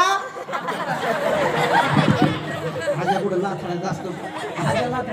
लाथाळणे म्हणजे त्याला आपल्यातच ठेवणे, पण त्याच्यावरचं प्रेम थोडं कमी करणे. म्हाताऱ्या डबल रोटी होती ती नातूच झाली. म्हाताऱ्यामध्ये नाही, नातू झाल्यापासून मला डबल रोटी खावाच नाही वाटत आता. अरे देतच नाही येड्या कोणी तुला, इतके दिवस देतो. त्याला लाथाळणे म्हणतात.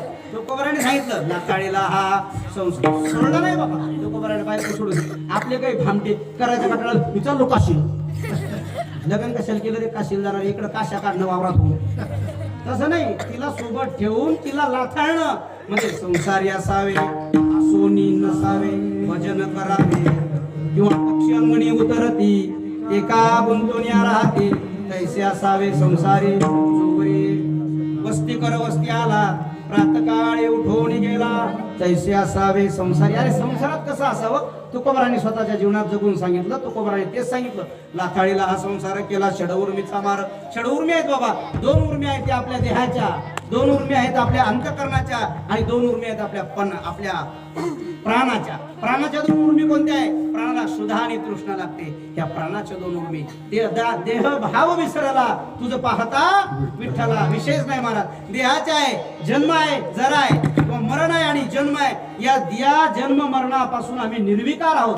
आम्हाला प्रश्नच नाही तुमच्यासाठी. तू का म्हणे आम्ही येतो जातो आम्ही देवाच्या संगात. तू का म्हणे गात देवनाम. ज्यानं आम्ही वैकुंठवासी आलो याच कारणाशी आम्हाला यायचंय कधी जायचंय कधी आम्हाला ठरवलेलं आहे. आणि अंतःकरणाचे आहे ते सुख आणि दुःख आम्ही याच्यापेक्षा फार वेगळे आहोत. अशा 6 उर्मीचा आम्ही या ठिकाणी 6 उर्मीचा मारा करून टाकलेला आहे. जनतन धन केले तृणाही समान. हे कामाच्या गोष्टी नाही आहेत. कळालं आम्हाला कोरोनाच्या काळामध्ये की ह्या जनातलं तुमच्या आमच्या कामी कोणीच नव्हतं आलं महाराज. एवढा मोठा बंगला होता, एवढा मोठी संपत्ती माझ्या नावावर होती, एवढा मोठं बँक बॅलन्स माझ्या नावावर होतं, मला 4 मुलं होते, पत्नी होती, नातू होतं, पण कोणीच मला हात लावत नव्हतं. मला असं वाटायचं मोठ्या दवाखान्यात नाही, त्या दवाखान्यात तरी माझी चांगली शुश्रूषा होईल, पण तिथे सुद्धा कोणी अंगाचा स्पर्श मला करत नव्हतं. आणि मला त्यावेळेस कळालं नाही कोणाचे कुणी तुझे नव्हे रे कोणी, अंती जाशील एकलाची प्राण्या माझे माझे. जन तन आणि धन केले तृणाही समान, लाथाळीला हा संसार केला षडउर्मीचा मार. एकदा पांडुरंगाचं भजन करू. विठोबा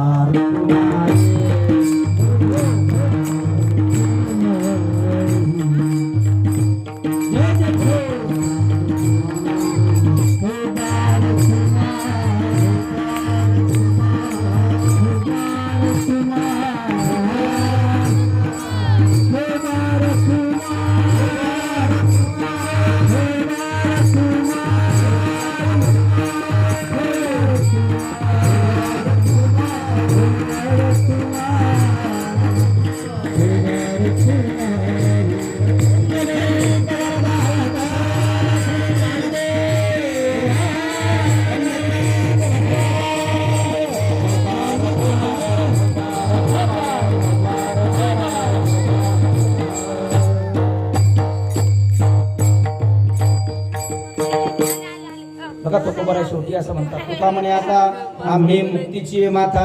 अशा पद्धतीने जर जीवन जगलं, वैराग्याचं बळ जर स्वतःच्या जीवनामध्ये आलं, जनतन धनाला जर तृणवत केलं, संसाराला जर राखलं, मग माणसाकडे जी अवस्था प्राप्त होते त्याचं नाव आहे मुक्तीच्या माथावर उभ्या राहण्याची ती अवस्था आहे. तुका म्हणे आता आम्ही मुक्तीची माथा, आम्ही मुक्तीच्या माथावर आरूढ धरले महाराज. ही समीपता आहे, स्वरूपता आहे, सलोकता आहे आणि सायुज्यता आहे. या 4ही प्रकारच्या मुक्ती, मोक्ष, मोक्ष तरी त्या मोक्षाचं तरी दुसरं नाव काय महाराज, आत्यंतिक दुःखाची निवृत्ती आणि परमानंदाची प्राप्ती, ही गोष्ट आम्हाला याच ठिकाणी प्राप्त झाली म्हणून तुकोबाराय म्हणतात. तुका म्हणे आता आम्ही मुक्तीची माता, लाथाळीला हा संसार केला षडउर्मीचा मार. ज्ञानेश्वर